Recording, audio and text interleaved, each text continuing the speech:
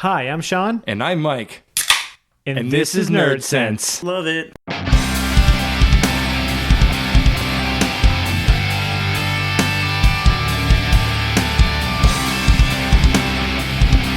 All right, we're back. Hey, Mike. What's going on, Shaun? What's so funny? It was the way you came in, Oh, the way I came in? Okay, in what? Matt. In- Speaking of which, Speaking of Matt, we have a special guest today. Our buddy Matt's here. What's up, guys? He's first-time guest. This is I think this is a string. The last three shows we've had new guests. It's all been new guests. Jonathan, Dan, and then Matt. and prior to Jonathan and Dan, it was Carrie and Shan. Yep. Oh, and then your cousin was on as well. Yeah, But so- technically, Josh's episode too. So, but yeah, no, it was, so this is the string of guests. Matt and I used to work together. The key word there is used to. I left, and he's still there. He's happy though. Ecstatic. Can't you hear the honesty? Yes. And what's more with feeling, Matt? Super happy. And Matt brought over a bunch of beers. He actually just got back from Vermont, Ottawa. Via Vermont Via Ottawa, yeah. And brought me and Mike some awesome Heady Topper and some Lost and Sip of Sunshine. We're pretty excited. Yeah, pretty freaking awesome. And he brought over some beers for us to taste. So why don't you tell us what we're drinking right now? We are drinking Light in the Window from Burlington Beer Company. I think this is a new brewery because I've never heard of them. Me neither. This was canned actually on 10/14, so Holy shit. looking Pretty pretty fresh. recent. It's a rye IPA. Comes in about 5.9. I like it. Yeah, it actually smells a lot juicier than it tastes. Yeah. Yeah, it's not super rye-ish, No. and it's really light, and I'm actually surprised it's 5.9. It's really delicious. Why are all these Vermont beers just like so? What do they do? It's got to be the water. It's the water. Yeah. Is- I mean, is it's that- the water and the technique, and I think they all Do the brewers same. all know each other, so you probably get new breweries that pop up, that people that work for like the Alchemist or other Plus, places like that. I'm sure that like having stiff competition causes you to up your game. Yeah. You know. Again, though, I mean, it's only the smaller craft breweries that you see that competition. I mean, you're not going to pick up like a Magic Hat and go, "Whoa, this is freaking mind blowing," because that Hey, sucks. it could happen soon. Rebel Raw, dude. Rebel Raw. I'm kind of excited about it. Honestly, I want to try it. I want to try it. I definitely want to try it, Yeah. but I don't know. I don't even know what's coming out. Have you heard anything when it's coming out? No, I've never even heard of that. Oh, you haven't? No, what is it? Did you miss something? Did you miss the whole? Oh, so Sam Adams is coming out with the new Rebel. Oh, that's the Sam one. I thought you were still on Magic Hat. No, No, no. yeah. Is this the one they're kind of going to try to compete with Yeah, Alchemist? Yeah. And drink it fresh. That's Russian off the River. shelves, and then yeah, I mean, that's I don't know. yeah, no. How are you going to control distribution? How are you going to control Exactly. all that stuff? So, You're gonna good luck. send your little minions in the stores and be like, all right, that's off the shelf now. Well, it's probably more a marketing thing than Yeah. anything else. I mean, But I mean, it's obvious when you have a beer like Heady Topper, like after you've had it for a month, like the difference in Oh, it's taste different. is massive. oh yeah, You know? I mean you got to drink it within 5-6 weeks. You got to drink them fresh. And like when we had that tasting at your party a few weeks ago, it was remarkable. If you did not tell me that was Heady, I probably wouldn't It have still known. tastes good though. It tasted fine, but Heady doesn't taste fine. No, I Heady know. tastes amazing. Like I really want to do a blind taste test with maybe not a blind taste test with that one can I have left at some point. Yeah, you're going to notice a huge Yeah, I'm difference. sure you will. So. yeah, it's like, wow, this is good. And this is urine? No, it's Heady Topper, huh? Weird. How are you going to drink 3 cases of Heady in 5 weeks? I'm giving some away. You're like, I'm going to get really drunk. Yeah, I'm going to be fucking loaded for like the next 3 weeks. So, I mean, come to my house if you want to have some Sweet. fun. I'm going to work from home a lot too. So, lunch beers, as they Fair call enough. it. Lounge beers are good. I think I'm only going to end up with about 2 cases, which is still a lot. That's but, still, yeah. That's usually what we both end up with at the end when we went the last 2 times. Yeah, so somebody's going to buy 2 4-packs of them, and I'm giving a bunch away to some people and things like that. So at the end of the end, like I already drank 1 4-pack when I was in Ottawa. That sounds fair enough. Yeah. Did you actually try to like give back to that bar and actually offer a Heady to them? I didn't because the guy had already had it before. Oh, really? Okay. The bar that I lived at every time I was in Ottawa. I was in Ottawa twice over the past month, and I went there 4 times. So if you're ever in Ottawa, It's called Brothers Beer Bistro. Awesome beer selection, awesome food. So, and I hit it off with the bartender. We just got talking about all sorts of beers and Vermont beers and things like that.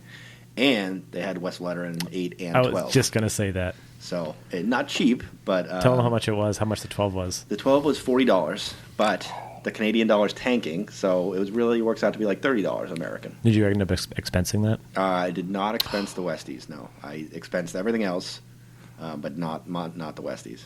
The last time I was in Canada, the dollar wasn't tanking. Things got pretty expensive. It seems like when I go to Canada, it's always like one or the other, and it's like, hey, I'm going to go back. Then I'm like, what happened? The first time I went, I think like 75 cents American was like $2 Canadian. It was awesome. I went up with like $90, got me like $200, and that was after they did the fuck you 10%. You know? Yeah, I think now it's around 75 cents to $1. So yeah, that's why. That's awesome. Yeah, that's pretty. So I mean, it's still a lot cheaper. So you can buy more beer that you can expense. So that works. But yeah, they had an awesome beer selection. They did 6x6 flights. Oh, nice. For like $18, and they would pour you really whatever you wanted. That's one of the breweries we went to down in North Carolina. They had 6x6 flights, which fucking fuck you up so hard. Dude, we get so fucked up here. Like I know we get the little shot glass flights. Yeah, I know. Yeah.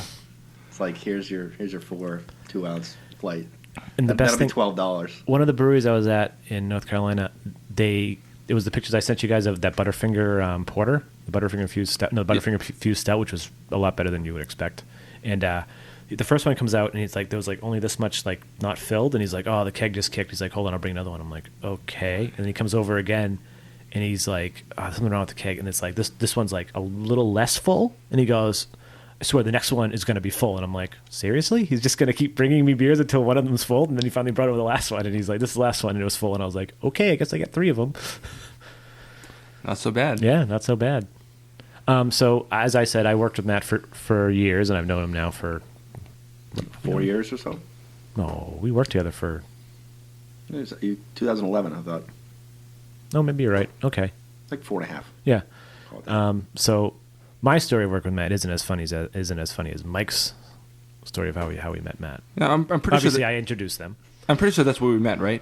Yes. Yes. We met going to Extreme Beer Fest. It was the first time I merged the friendships, and I was like, oh, crap. Work friendships with...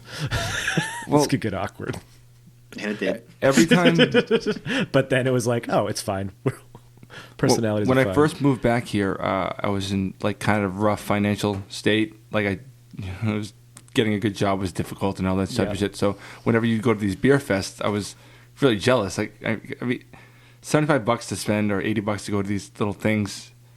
I mean, it doesn't sound like much, but when you have nothing, it's a lot of money. And finally, when you said, "Oh, Extreme Beer Fest is coming up," and I was like, "I have a job, I can do this," and I was really excited to go, knowing that I was going to get all loaded because every time you guys went, I would get calls and texts that were just gibberish.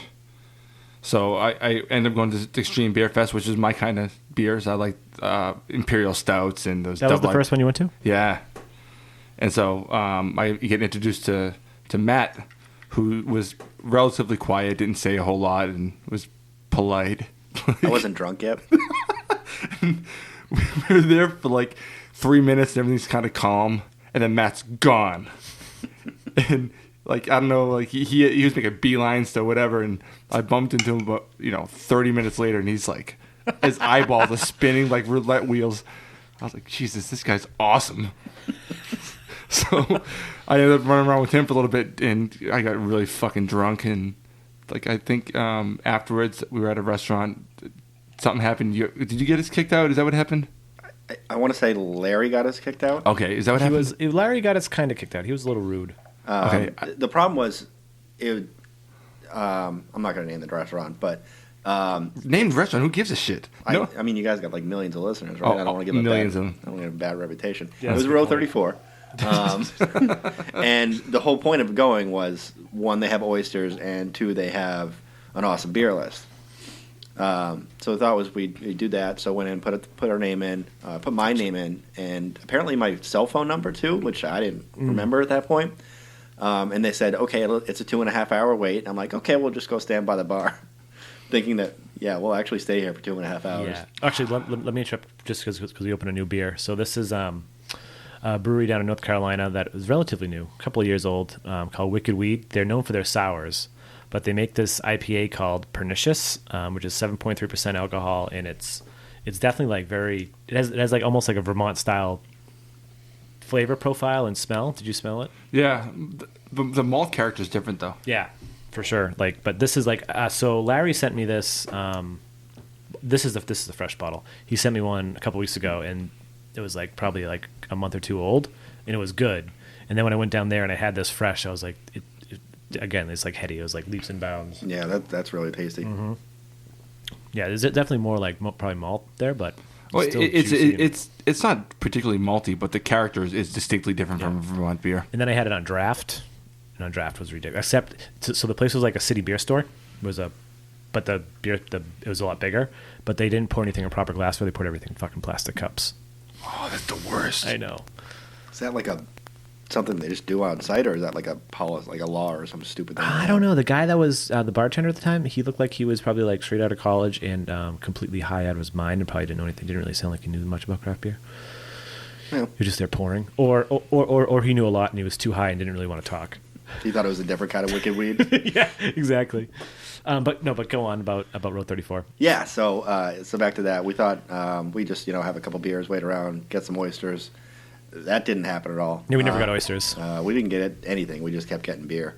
I guess this is where it kind of gets a little hazy. Yeah, this is where I got blacked out. I remember the whole time. So, well, then you take it. The guys from the grill next. I remember leaving. Yeah, that's. I remember being on the sidewalk. The owner from the grill next door walked in, and he knows Larry and Rosita, so he started talking to them. And then, actually, you guys may not know the last half of the story, which is pretty fucked up. I don't know any of this part of the story. So the guys at the girl next door were talking to Rosita, and they ordered oysters, and Rosita was telling them that like they were kind of like being dicks to us and not like asked us what we want to order. So they ordered oysters. They got their oysters. So Rosita went over and was eating some of their oysters with them and talking to them and whatnot. That's when we finally we didn't get really kicked out, but like they kind of it was like the waiting game, right? Like they waited till we gave up and couldn't order food, right? Okay. So we left, and that's when Larry said, "This is like so unprofessional and all this crazy shit." And I guess after we left, the guys from the grill next door were asked to leave because they were with us. They thought they were with us, or like they were like associated with us. So yeah, they got asked to leave. Oh, that's crazy. So probably after what Larry said. So in their defense, though, I mean, after those Beer Advocate Fest, they get that all the time. Like we've been there and we've talked to the bartenders on days when we're just there for lunch. I think we were there the day before ACBF one year. Oh, we went to Trillium. And we were talking to the bartender, and we were asking him about tomorrow. He's like, "Yeah, I'm not working at all. I don't want to be here." He's like, what we should really do is just like put a sign up that says, come in if you're from ACBF, and it just like leads to the back exit. And it's understandable because I mean, people get just fucking wasted at those things. So honestly, I thought getting kicked out was probably me or Matt that did it. Honestly, I don't remember. I remember being. No, we didn't actually get kicked out. Well, see, I don't remember. I was told we got kicked out. We just got waited. We I think we technically got kicked out. Like I think they were on the verge of ready to do it, and then. Okay. Well, they kicked out people they thought were with us. Yeah. I assume that they just. But I'm wondering if they did that after Larry went on a little drunken tirade at the front desk. Okay. See, I don't know. I know that we walked in. I remember saying there's a lot of people here, and then I remember. Trying to get into a bar and they wouldn't let Matt in. That's pretty much my memory right there. Yeah. Oh no, we split up that day, right? No, we went. Or was that a different beer fest?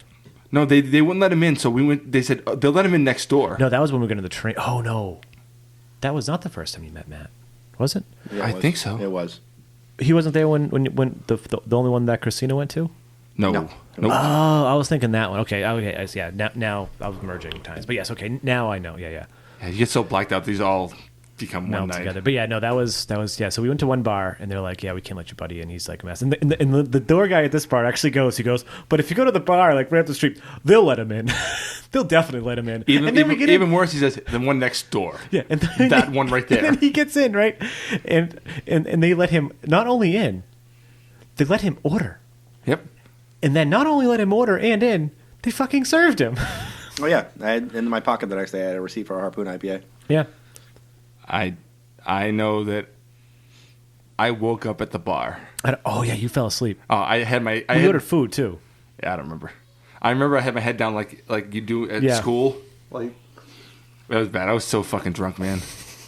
And even better than all that is I'm shambling to the fucking train like a zombie.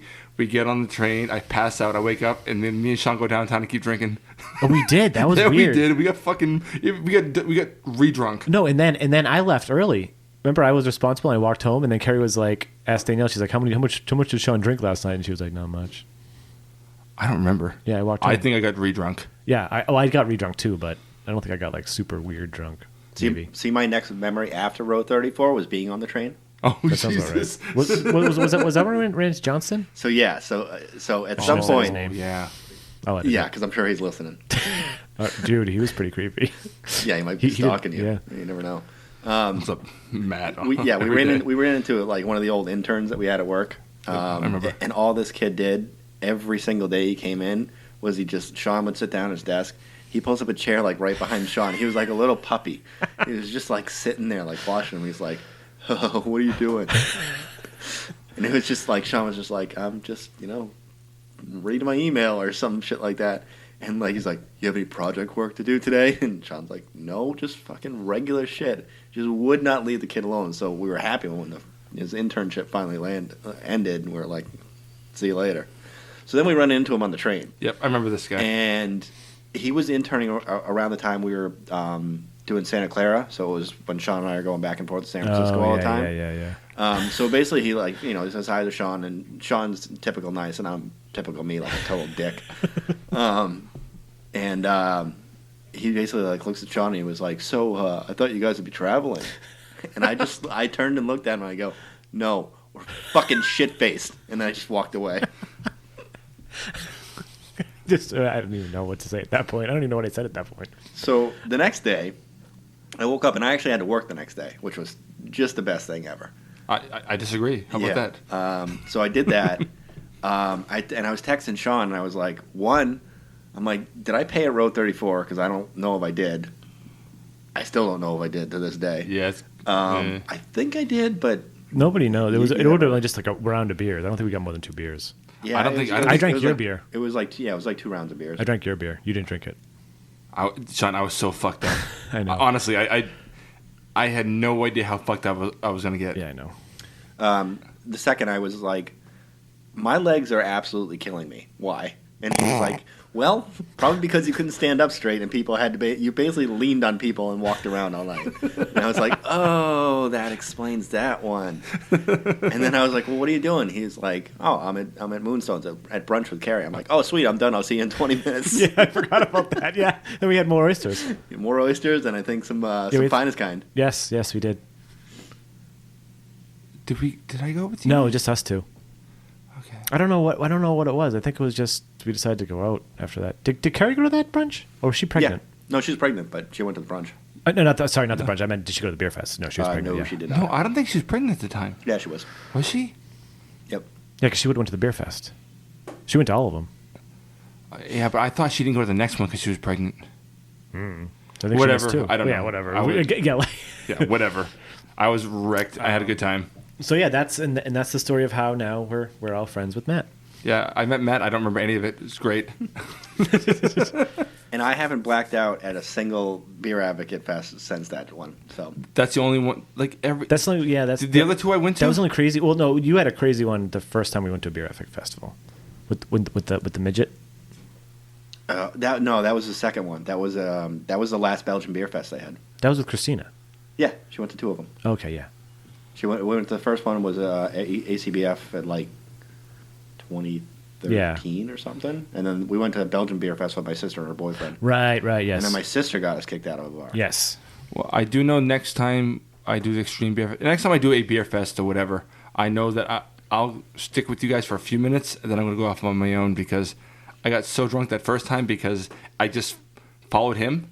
Yeah, that wasn't a good idea. Yeah, but the last 2 times, that's the thing. Like, we have like a set list we want to go to. No, I know, but like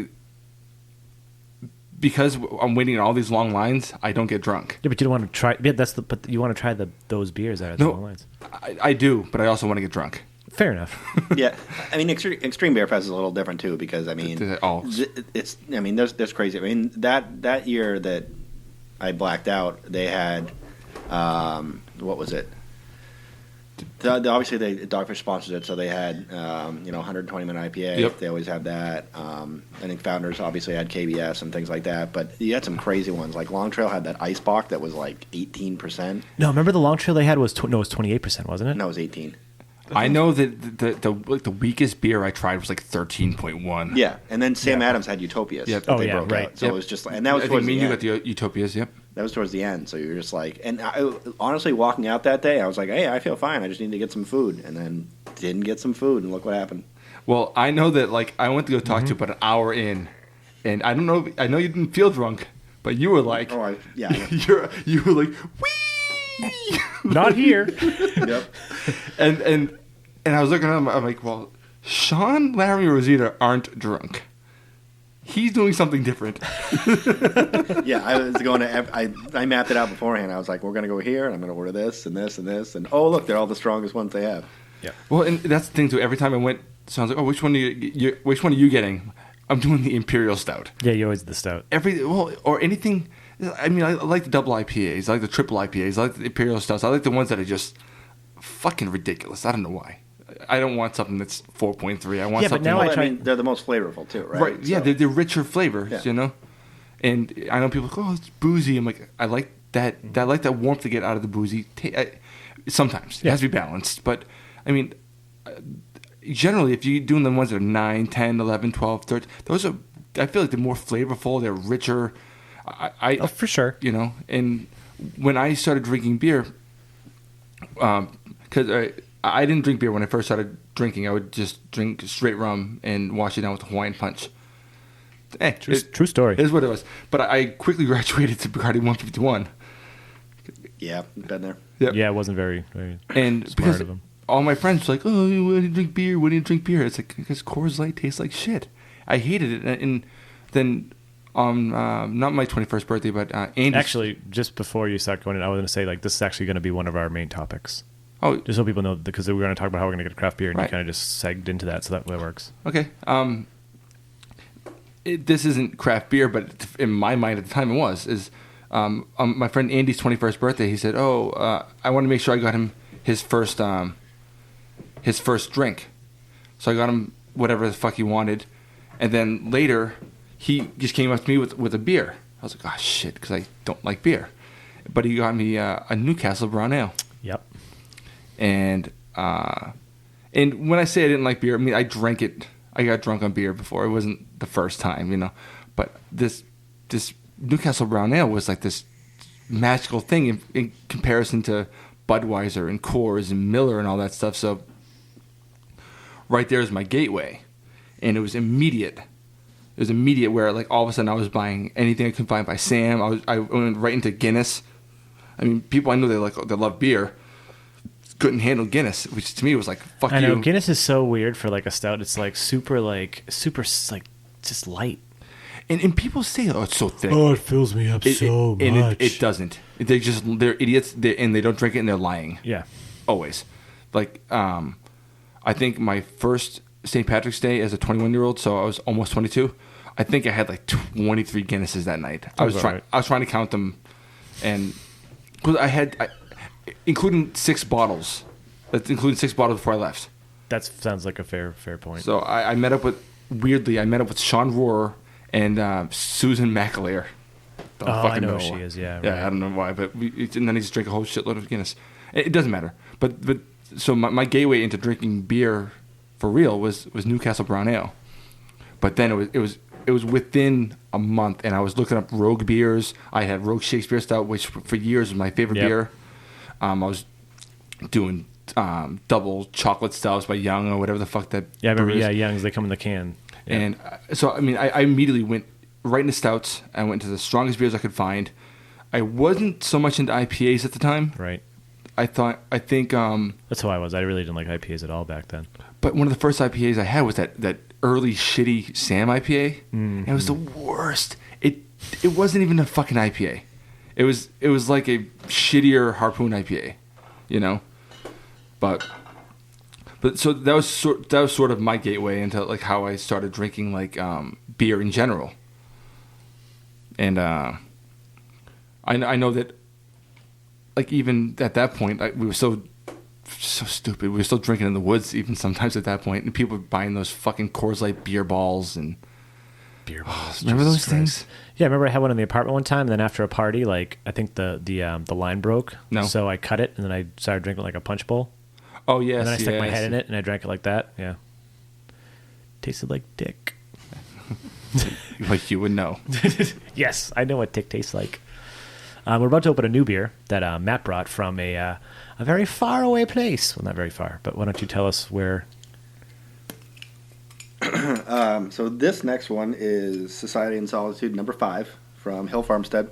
And if any of you listening know craft beer, you know who Hill Farmstead is, and you know how amazing it is, and how difficult it is to get, and how much pain in the ass it is to get to their brewery. Yeah. The brewery's literally in the middle of fucking nowhere. Yeah. The plan when I left Ottawa on Wednesday was to take the 4-hour trip through Montreal, then down and into Vermont that way, and then hit up Hill Farmstead. Did that, kept getting delayed at work, and finally I was just like, fuck it, I'm out of here. Left around 11:30 or so. Got there a little before 4. They're open till 5. They've actually changed things from the last time from we were there. So the original place where we did fills and bottles last time, they only do bottles there. Oh. And they opened up like the right side, like on the far end of the brewery. Yeah. It's now like a big tasting room. Oh, cool. So can you just go up and get samples there and stuff? Yep. What you can do is actually, they'll give you samples of anything you want because they're usually waiting for you to get growler fills. Yeah. They also sell pints basically. Oh. For like $6. Huh. But not every beer they have. So I think the ones they did were Berry, which is a German Pilsner. Yep. Edward, which is a fantastic pale ale. Is it lower ABV beers? Yeah, it was more the lower one. So I think Berry's like 4.8. Edward's 5.2, I believe. Yeah. And then they did their single hop series of Citra and Mosaic. So you get all those, but double Citra and stuff. That's probably too high. Yeah, so I don't think they're going to sell those. Plus, I mean, they'd rather save those for growler fills. I think, anyway. So, yeah, just jumped in. Brought 4 growlers with me. Did a couple samples while I waited. Basically, it's like you go in, you take your ticket to get a number, and then you just wait till your number's called, basically. So, did that. Picked up a couple of bottles in the bottle shop of Anna, which is I believe it's a saison. I think I have Anna left. So the Hills Farmstead, all their beers are named after people? A lot of them are. Not every one of them, but a lot of them are named after Shaun Hill, who's the brewer, his ancestors. Yeah, because I've had them before, and I don't remember all their beers being named after people. Yeah, not everyone is. Okay. But, I mean, definitely, I can think of, let's see, Edward, Mary, Abner, Florence. Arthur, Florence, Dorothy. I mean, and those are all, like, I think they're all his grandfather's brothers and sisters. I think he had like. Oh, really? I didn't know that. Yeah, if you read the bottles, I think it said that he has like, 12 or 13 kids or something like that. So they're all named after them.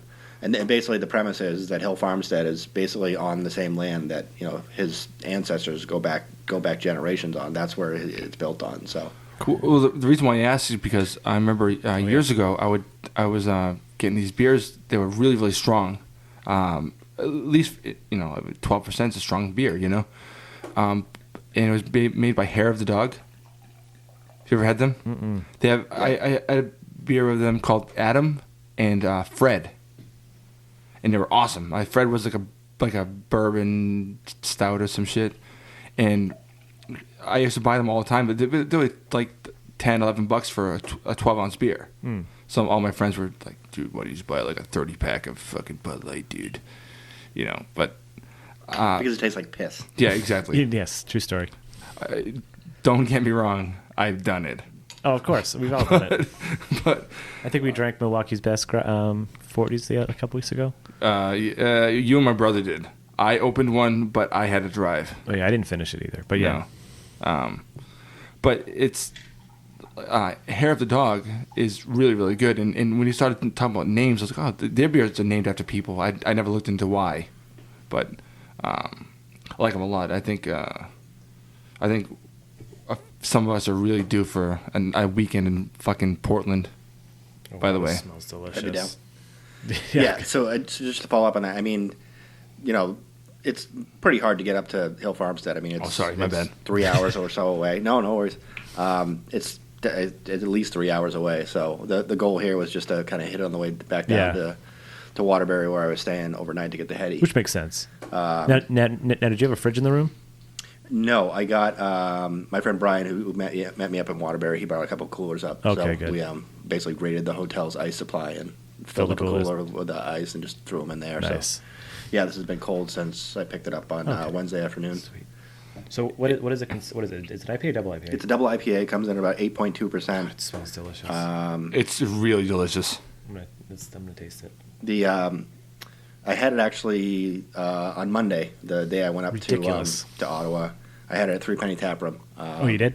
And I believe the description, I forget if Three Penny or is Hill Farmstead itself, but it's just like it's like think grapefruit, and you can definitely pick that up.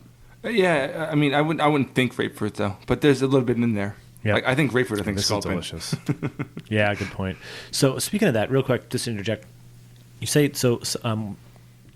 a bartender at World of Beer in North Carolina the other day was talking about grapefruit Sculpin, and he mentioned the grapefruit habanero, and I was like, no, I can't do it. And then he's like, the combination? Yeah. So he says, he's like, I've heard some people actually mix the two, and it actually tastes better. And I was like, I could do that. Maybe get away with it. Yeah, if you pour like a couple drops of the habanero in and the rest grapefruit. Yeah, fuck you. But probably. I've never had the habanero. Oh, you haven't? No, but I don't think I'd like it. No. I'm not a fan of very spicy beers. It just doesn't. The thing is, if you're getting a 6-pack of this, it's like $14-15. Yeah, I know. And I don't know why they sell 6-packs. Who the fuck's gonna drink 6 of those fucking beers? And when I can get a regular Sculpin or a grapefruit Sculpin for the same price, right? Which is delicious. I've never had anything bad by Hill Farmstead. No. This is outstanding, and I'm actually surprised it's a double IPA. It doesn't have that kind of. A lot of double IPAs, I feel like you can get a little on the boozier side. This is really light tasting. It's not as good as Double Citra, but it's really good, man. It might be that good. I don't know if have you had Double Citra? I think I have, yeah. Double Citra is really good. This is really good, Matt. Yeah, the one I'm actually looking forward to is Abner, which I got a 64-ounce growler that I'll be opening up in the next few days of. Nice. That's one of the ones, if you look on the Beer Advocate top 250, it's definitely in the top 20. Oh, so. Nice. Okay. Did you get the table, Dorothy? No, I didn't. I was not looking to spend a ton of money there, and I think I spent $80. Sounds. My girlfriend would call that a ton of money. So what I mean, I was like, I'm not going to spend that much money, and then I was like, I only brought 3 growlers. That's it. I'm not getting any bottles. And then I got 3 growlers. I bought an extra growler, and then I got 2 bottles. So that whole plan kind of went out the window pretty quickly. Did the wife ask you how much you spent? No, she didn't. And now, because a better question: did she see how much beer you brought in? No, this was the. This is again my friend Brian, who I went up there with, texted me the other day, and I texted him yesterday when I got home, and I was like, when I get murdered later tonight, can you at least say nice things about me at my funeral? And he said probably not. Fair enough. So, but no, luckily she worked late yesterday, so I was able to sneak everything into the Keezer, and it went on the credit card that's only in my name. So, nice. Now, as long as she never sees the bill, we'll be or listen to this podcast. Final question: does she have excellent taste in podcasts? Because if she does, she's listening. Hopefully she doesn't Google my name. Oh, we don't put full names. Oh, sweet. Yeah, no, we're not that stupid. We will this time. Well, we put our full names, and we try to even talking about people, we try to say code names, but we forget because I just said Larry. We got to work it out. I don't know. I suck at it. Whatever. It's fine. I don't know. But I guess while we're on the topic of IPAs, we were discussing earlier the difference between East Coast, West Coast, and Can we get back to that? I kind of want to get into how you guys got into. Oh yeah. Sorry. Yeah. We not so much craft beer in particular, but like we weren't drinking like Coors and MGD and shit. You know, like what was your gateway into this, Matt? And how old were you? I honestly I want to say the first beer I ever had I was 12 years old. Yep. It's an interesting story. I used to ski race when I was a kid. And for 3 summers in a row, I went to Austria for 2 weeks every year for training because they have freaking glaciers and the snow doesn't melt. So I went there, and they have no drinking age there. So it's Europe, yeah. Yeah. So basically at night, like we'd go into like into the town and like go into the bars, and like the ages range from about like 11 to like 18, 19. So all the like the 18, 19-year-olds were obviously hitting the bar every night. But, like, us cool 12-year-olds, we were like, yeah, let's go. So, like, the last night, we were like, yeah, let's go get a beer. And people were like, you're going to get a beer? I'm like, yeah, I'm going to get a beer. I'm freaking 12 years old. I'm fucking going to kill this shit. So I got a beer. I think I got, like, 1 beer, and, like, I could barely walk back to the hotel, and I was just like, oh, no. Sounds about right. Yeah. So, yeah. So you were in love. Yeah, and I was like, I'll see you in a couple years.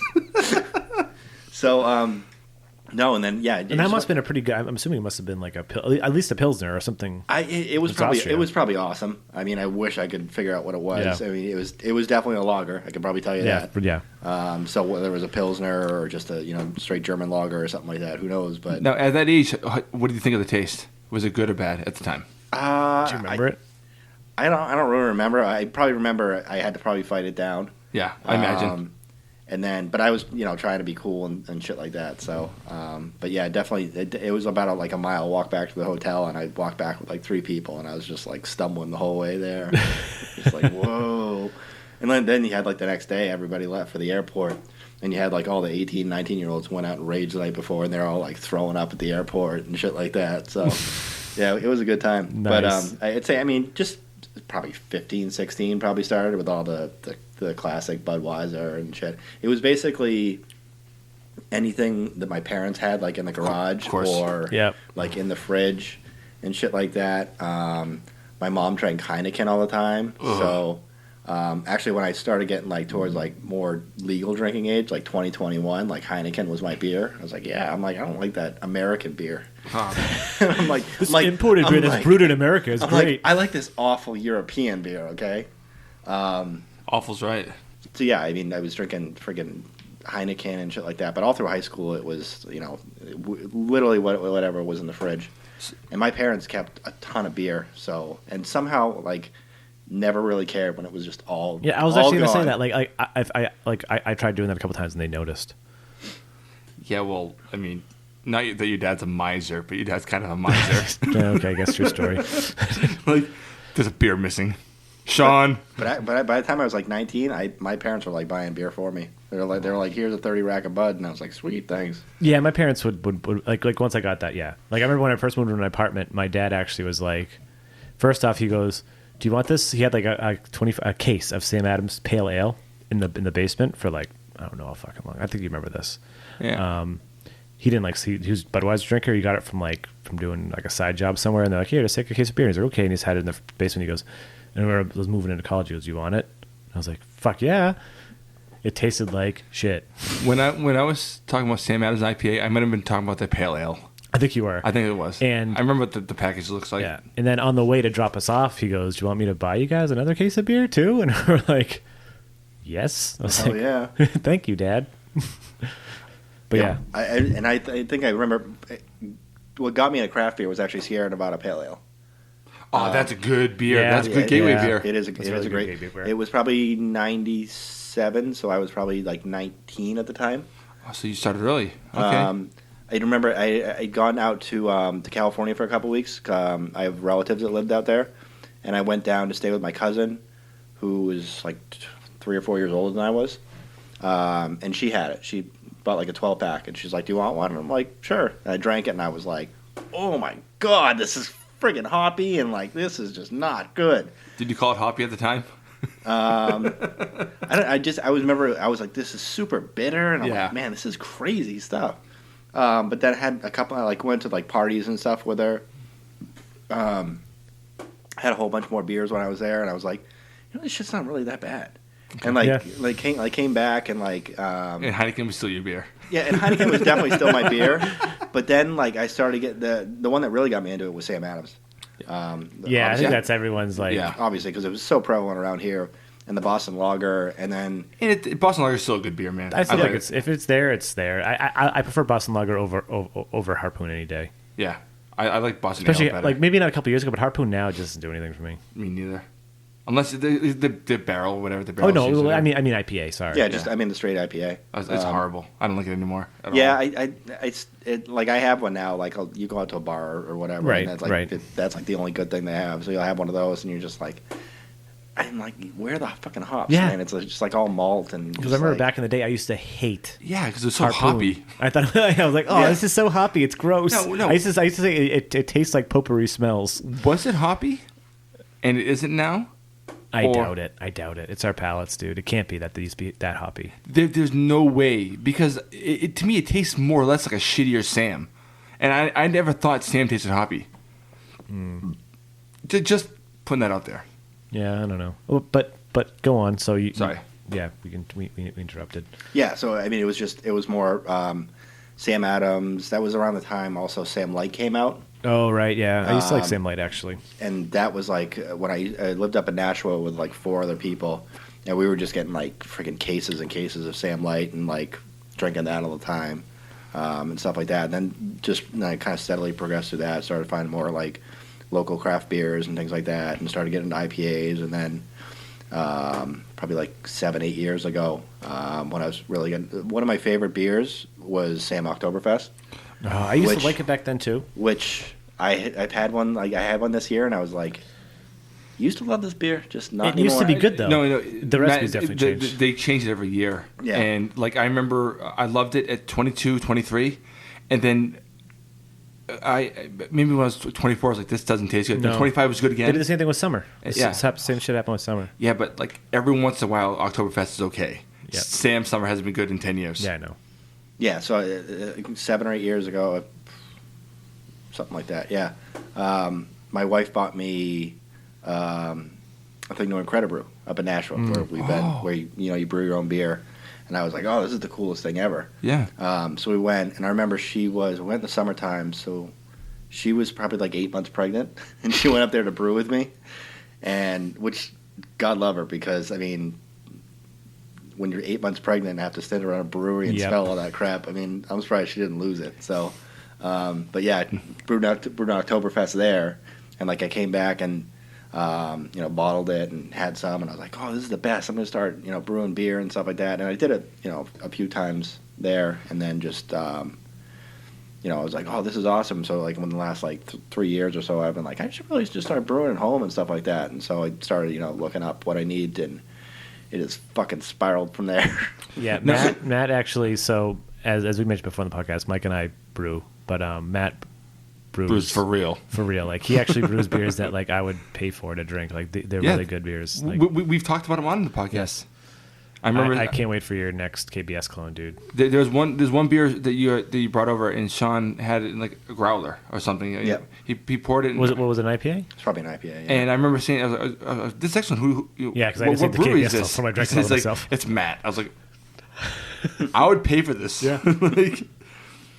No. Quick question. Now you said you made an Oktoberfest at a Credit Brew. Was it a Sam Oktoberfest clone, or was it just a Marzen? It was just a Marzen. Now they do lagering there. So this is where actually, that's a good question. I was going to ask that too. Is it like an Oktoberfest ale sort of? Yeah, it's an Oktoberfest ale. So because I didn't know obviously back in the day, but knowing all the stuff I know now about brewing ales versus brewing lagers and things like that, and how much time a lager takes compared to what an ale takes.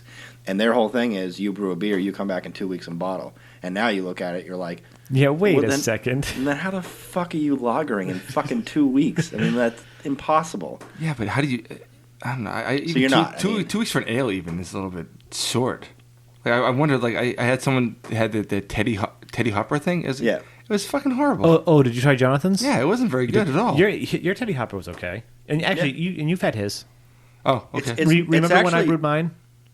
Yes. And I had the other bottles, the other stuff. Oh, that was Matt's. That was good. Yeah. See, so Jonathan's wasn't good. No. What did it taste like? Shit. Yeah, our buddy just did Teddy Hopper a couple weeks ago for a bachelor party. It was horrible. But 2 weeks isn't really out of the question. It's probably a bit of a rush. Yeah, but I mean, their whole goal is probably they want to get the stuff in and out as quick as possible. Of course. Now, question: when they dry hop, they don't transfer?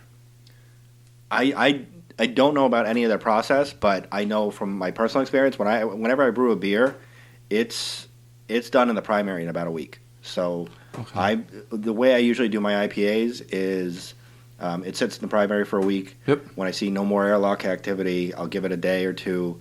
I'll transfer it into a secondary, a carboy or a keg or something like that, and then dry hop it. It all depends what it is. But mine are usually ready within 3 weeks. So like 2 weeks in the secondary, 1 week in the primary. Now, we don't have a whole lot of experience brewing, and it's been since a few months. In a while. Is it usually a week? Isn't it a couple weeks for us usually? It usually says 2 weeks, but I guess like if there's nothing in the airlock, then you could technically transfer to secondary. It doesn't really matter. Yeah, and you're still going to get some fermentation in the secondary. Yeah, of course. And a lot of breweries actually like to. They obviously have the advantage that they. Temperature controls. Temperature control, but they can also ferment in the same vessel. Oh, right. Yep. So basically, in their secondaries, they just drop all the yeast out, right? But they usually they can do it. Yeah. A lot of them like to start the dry hop, and they'll do like multiple dry hop additions, but they'll start the dry hop before it reaches final gravity. Right. Yeah. Of course. Yeah, we need to get better at this. Well, I mean, like we've only really I know. Well, we're really inexperienced. I have all the stuff for all grain, and Matt's actually going to do our first all grain batch with us. So you have everything? No. I mean, I have all the equipment. Oh, okay. We don't have that. I don't know what we want to do yet. But anyways, so yeah, I guess it's my turn. How I got into craft beer. Yep.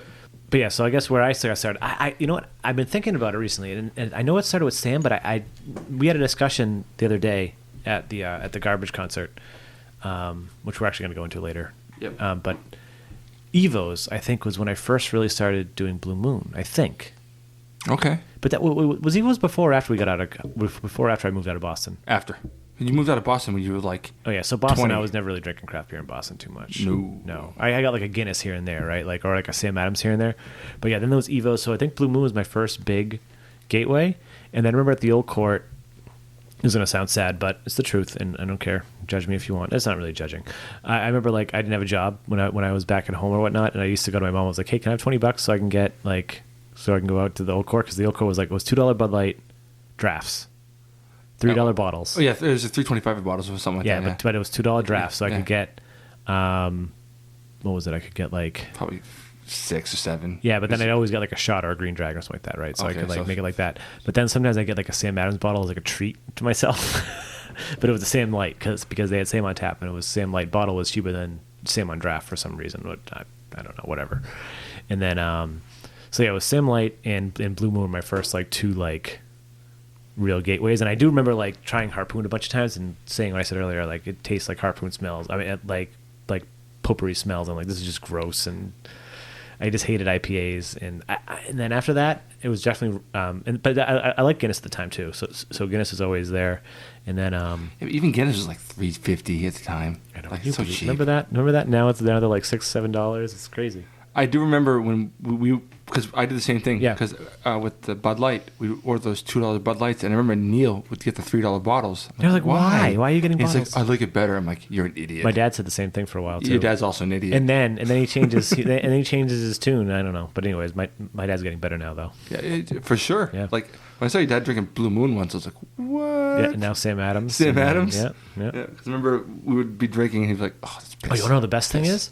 When I was away in San Francisco the last time, he was working on the deck, and I didn't have any. I felt like a dick, and I forgot to fill the fridge with Bud Lights or whatever, and there was just the East India Pale Ale from Brooklyn. That's good beer. And and Carrie's like, and I'm like, oh, I just thought of this. What has my dad been drinking for beer? She's like, I gave him one of the Brooklyns, and I'm like, did he drink it? And he's like, yeah, and I'm like, what did he say? He's like, it's not bad. And then I came home and he's like, do you have any more of those orange beers? Because the orange cans. And I was like, that's an IPA. I'm like, this is. I'm not going to tell him anything. I'm just going to see where this goes. I'm like, I wish I can get my dad into that shit. It's crazy. I don't know.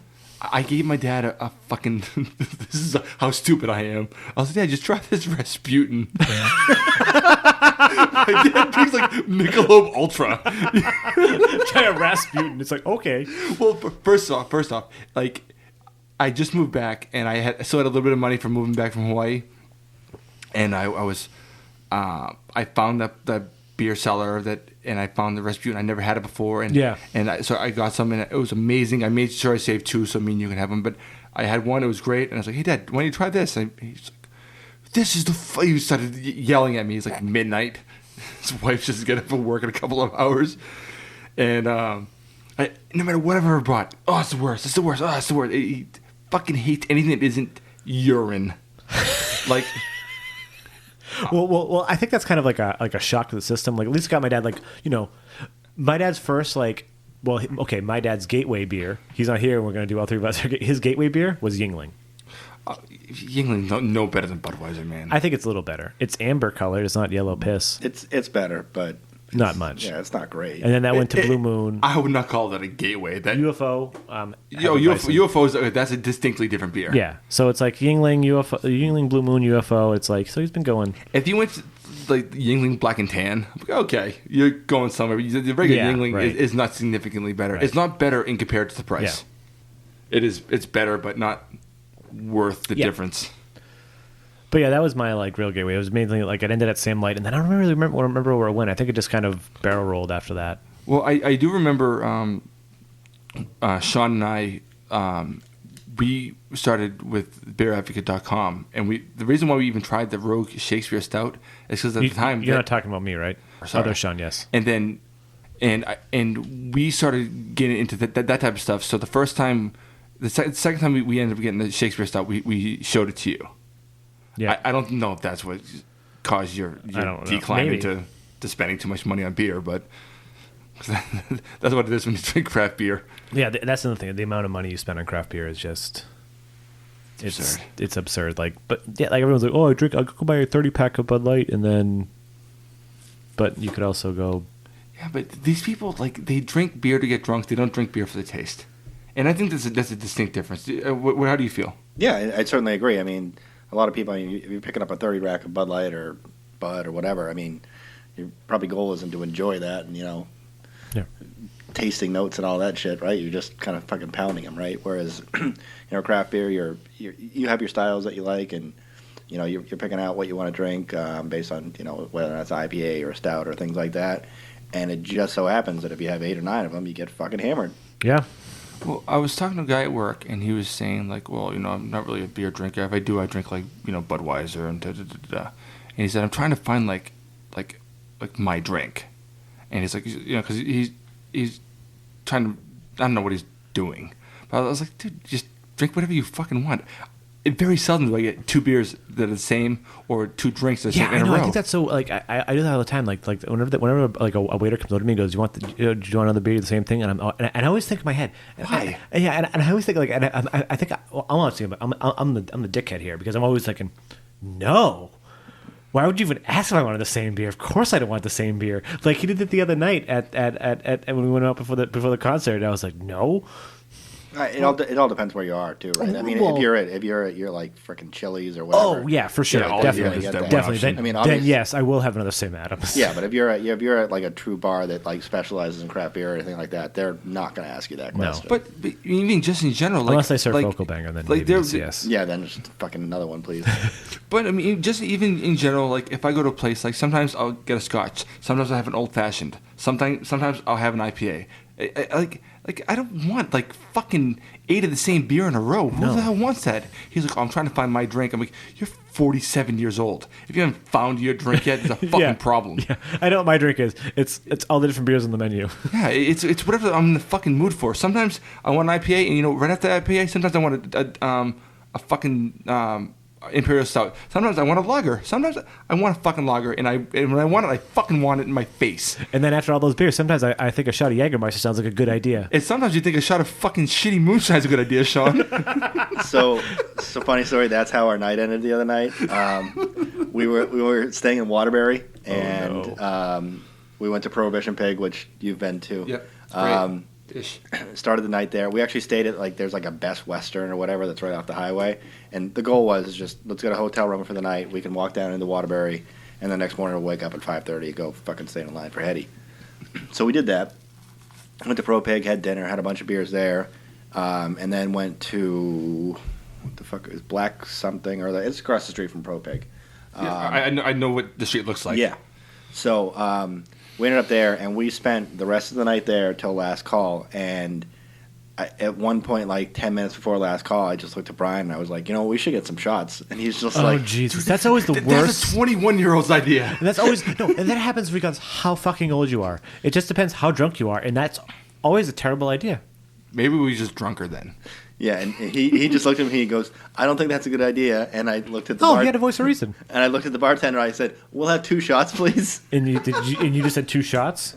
No, we both had a shot. And no, I mean, you just said 2 shots. Did you say what they were? I said, well, because somebody Did you say Jägermeister? No, I was going for Jameson. She said, we don't have Jameson, but we have something else that has the word. We've done that before. That has Irish and whiskey in it. And I was like, I'm in. Oh yeah, we've done that before. I think we did that in Santa Clara a few times. We were pretty drunk. We're like, we should get some shots, and it never was a good idea. No, it definitely wasn't. And then we had a mile walk back to the hotel, which is that's not bad if you started sweating. Maybe it was quite cool. Yeah, it was raining and shit like that too. Really? Yeah. So did they have an Uber in Vermont?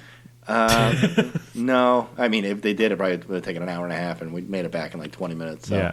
But yeah, I mean, and then I had brought a Hetty in, so we had like a Hetty back at the hotel. Oh. So by this point, it's almost 1 o'clock in the morning. We've got to wake up at 5:30. So yeah, the next day he wasn't all that happy with me. I tried to get him to go back down to Montpelier after we went to the beverage warehouse, and he was like, "I'm going home, and I'm not gonna forgive you for those shots you made me do last night." I highly do, and you only did 1 shot. Each. Only 1, yeah. And you think that's what killed him? Well, when you stack on sometimes that's 15, what throws you off the cliff. Yeah, when you stack on 15 beers before that. So wait, he basically just missed out the second Hunger Mountain drop. Well, not drop, but like Hunger Mountain trip, right? And lunch at 3 Penny, but he was done at that point. Yeah. But and even he wouldn't have gotten another case. So how did you even stay awake if you drove home? And you had 1 beer at 3 Penny probably or 2? I had 2 beers. I had a Focal Banger and a... You can't turn down Focal Banger. No, I know you can't. Every place I went last week, I was like... Actually, when I got to 3 Penny on Monday, I was like, do you have a Focal Banger? They're like, no, we don't. We get it delivered, but just not till later today. And I was like, okay. So I got... I think I got the Society in Solitude first. But how'd you drive home? It's like an hour and a half drive without falling asleep. It's 2.5 hours. 2.5 hours by yourself? Yeah, I trust me. By the time I got halfway down 89, I was just like... I need this fucking drive to be over now. Because don't forget, I started out on Monday morning in Nashua. Yeah. And then drove up there and then to Ottawa. You didn't have any problem with customs, right? No. Both ways. They just asked, even when I went into Canada, they said, do you have any alcohol? And I was like, yeah, I bought a case of beer in Vermont. And they were like, is that it? I'm like, yep. They're like, is it Hetty Topper? I'm surprised I didn't get asked that question. And then, I'm going to have to confiscate this beer. Yeah, they're like, oh, that's not allowed in Canada. Sorry, I'm going to need to take that. No, they were fine. They just said, welcome to Canada. And then coming back, they said the same thing. They're like, do you have any alcohol or tobacco? And I was like, I bought a case of beer, but it was on the way up. I bought it in Vermont. And the guy was just like, have a nice day. Sweet. So, but yeah, I mean... Monday, I had asked for the Focal Banger, and there's like, no, we don't have it. And then I thought I saw him stacking up cans in the back when I was just about finished with this, and I was like, so when you get Focal Banger, how long does it usually last for? And he's like, a few days. He's like, we just got some in. Do you want one? And I was like, fucking yes, so please. You just got as you were the shipment showed up. Pretty much while I was there. In the between you sitting down and leaving. Yeah. That's awesome. Yeah. So I got it there, and then obviously they had it. They had it everywhere. They have it everywhere in bars right now. But they won't sell it. I can't wait till they sell it until the new brewery opens, and I think that's so good. Probably about a year from now. So. I know it sucks. But yeah, every opportunity I could take to get a Focal Banger, yeah. I was getting a Focal Banger. Sounds about right. Yeah, I'm right now. Every time I hear the word Focal Banger, I get a little more pissed off that I don't have one in front of my face right now. Sean said the same thing when I texted him the other night. I said Focal Banger. He's like, just steal some. Yeah, it's like just steal me a can. Steal my 7 cans. Even Brian and I were at that bar the other night, and you walk around to the back of the bar to get to the bathroom, and they've got their cold box there, and it's just a giant window, and you saw cases of Focal Banger stacked up. So Brian and I are looking at each other like, I think it's only the bartender that's left in here. How fast can you run? Maybe we can distract her and get it in. In there. And actually, this is a question. Were they in 4-packs? Yeah. So they're actually... Oh, so they still package them. They still package them the exact same way. But if they're fucking doing it for bars, what's the point? What's the fucking difference? Who gives a shit? You know? Because they're getting ready. I feel like sometimes they do shit just to piss people off. I really feel that way. It's not to piss people off. It's to hype the motherfucking shit out of it. Yeah. Same thing. Boys, what do we want to open next? I don't know. What's the one you put on the top shelf there? Let's do this one. Okay. You don't want to try the Jala? Oh, yeah. It's really small, so it'll only give us a little bit. It's a 12-ounce can. So this is from Cigar City. It's called Jai. How do you pronounce it? So I think Jaliali. I think it's Highlight. Highlight. Because, and the only reason I know that is because we were standing in line behind somebody who was from Florida the other day, and he was like, "Oh yeah, I get Highlight all the time," and I was like, he was saying it in my mind, I'm going, I always thought it was Jayalai. Jambalaya. I was like, what the fuck do I know? I'm not from Florida. So on the back it says, drink fresh, do not age, pour gently into glass. Jai Hai, the memory game, is a game native to the Basque region of Spain. Tampa was once home to this high-speed game. But sadly, all that remains here is this India Pale Ale that we brewed in tribute to the merry game. Pair Highlight India Pale Ale with empanadas, deviled crabs, and spicy dishes. Or podcasts. Cigar City. I know it's on your bucket list. This is so Matt actually texted me the other day when I sent him a picture that I had it. And, yeah, that was definitely on the list of stuff I want to try. Cigar City's got some solid stuff. Mm-hmm. It's got some citrusy, but not really grapefruity. It's like orangey, sort of. What do you think in the nose? Is that orange? The nose smells. It's. What is that? I get a lot of malt. Yeah, a lot of malt. It's really good though. Yeah, it's really good. Yeah, it is really good. It's really outstanding. Yeah, I like it for like a. Yeah, I mean, I remember at Extreme Beer Fest last year, Cigar City's line for Hunafoo's, their Imperial Stout was like to the back of the damn thing. I think we all got some though. I know I did. I'm such a fan of Imperial Stouts. I can't help it. I remember one time. Have you had Widmer beer before? What is it? Widmer.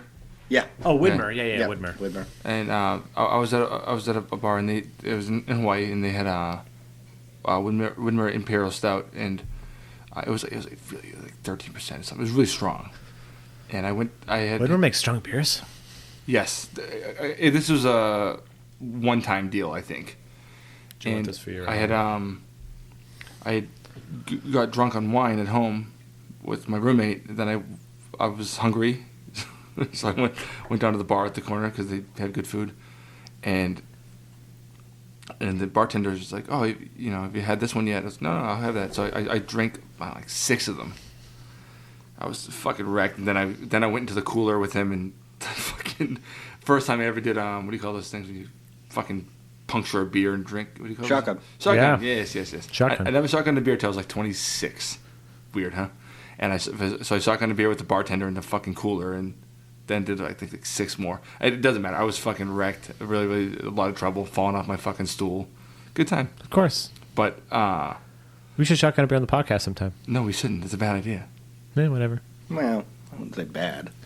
Well, we should shotgun heavy toppers. No, that's a bad idea. That's a bad idea. Actually, Mike, did you see when after I picked you up and we were driving back? Did you see the sign in front of the 7-Eleven? 25-ounce natty ice, 99 cents plus deposit. That's a good price. So $1.04, right? Speaking of which, you in the mood for some ice cream? I forgot about that. Yeah. He brought some New Belgian ice cream. Ben and Jerry's and New Belgium did an ice cream together. Really? Yes. So it's something like brownie ale, some shit. So I was at I don't know, Target or some shit with my girlfriend. I was like, that sounds horrible. So you want some? I was like, yes. It's like they distribute their ice cream down here but why don't they distribute their beer? I can't get Fat Tire. Yeah, what the fuck? I actually said that I figured too. if I'm going to have a beer-inspired, I'm sure it doesn't taste like beer, beer-inspired ice cream, I might as well have it on the podcast. That's hilarious. I was like, don't you have Fat Tire down here? Is it like not as good anymore? And he's like, no, it's still a decent beer. And I'm like, it's good. Like even when I have it, every time I had it, it gets less and less. Fat Tire's good though. It's good. It's pretty decent. It's solid. Yeah. Like But Fat Tire's a beer I can have like a bunch of though. Yeah, it's a good drinking beer. Yeah, there's a lot of beers that are like my favorite. If I had more than one, I wouldn't be so happy. Two. After two, it's like I need to change. Fat Tire, you can have a 6-pack and be chilling. It's a. Are they doing all their sour beers down there as well? Like, can you get like Lawfully? I didn't see it. I only really saw a lot of their 6-packs. But then again, when I went into the stores, I was really only going for like Wicked Weed and like. Yeah. So the next part of our is kind of like, as I mentioned earlier, East Coast, West Coast styles battle, I guess, styles. And I remember originally I guess we could say I guess the only real difference in style is usually is East Coast, West Coast IPAs. There's no difference between like an East Coast like Belgian or a West Coast Belgian, or a West Coast stout or an East Coast stout. Have you noticed that? No, I mean Imperial Stouts pretty much. Yeah, I think it's just IPAs that are like the. Well, because I think IPAs have become this monster. Like IPAs originally were made. There were all those hops and shit were added to make the beer last through those long voyages to India. It's not like people weren't drinking these hopped up beers on purpose. They're drinking them because that's how they got there in preserved form. Which is ironic because now it's like drink it as fast as possible. Yeah. So, but I remember like originally I used to like East Coast, West Coast IPAs more. Like I remember like having like Green Flash like that, and I was like all about. Well, everybody did because I think the whole East Coast IPA phenomenon is really only in the last few years. Yeah, right. It's pretty new. Whereas West Coast IPAs have been around forever. I mean, you look at Green Flash is a great example. I mean, Stone is. Yeah, of course. Pretty much, the benchmark for West Coast IPAs with like when they had Ruination and all that stuff, and that was just all like really a lot of first really early edition in the boil, like just throw tons of hops in there and then throw tons of hops throughout it, tons of hops in the dry hop and things like that, and you got a really really hoppy beer, but you also got a really kind of bitter beer and things like that as well. So. And then you had, within the last, and I would say, Vermont was the one who started this whole thing. For sure. The Alchemist with Heady Topper and things like that, or Lawson's with Double Sunshine, and obviously Hill Farmstead. Even Sip of Sunshine's still like. Yeah. Oh, Sip of Sunshine, it's amazing. I love that beer. Yeah. But they really started the more, not so much of the bitterness, but more hops like really late edition or in the Whirlpool.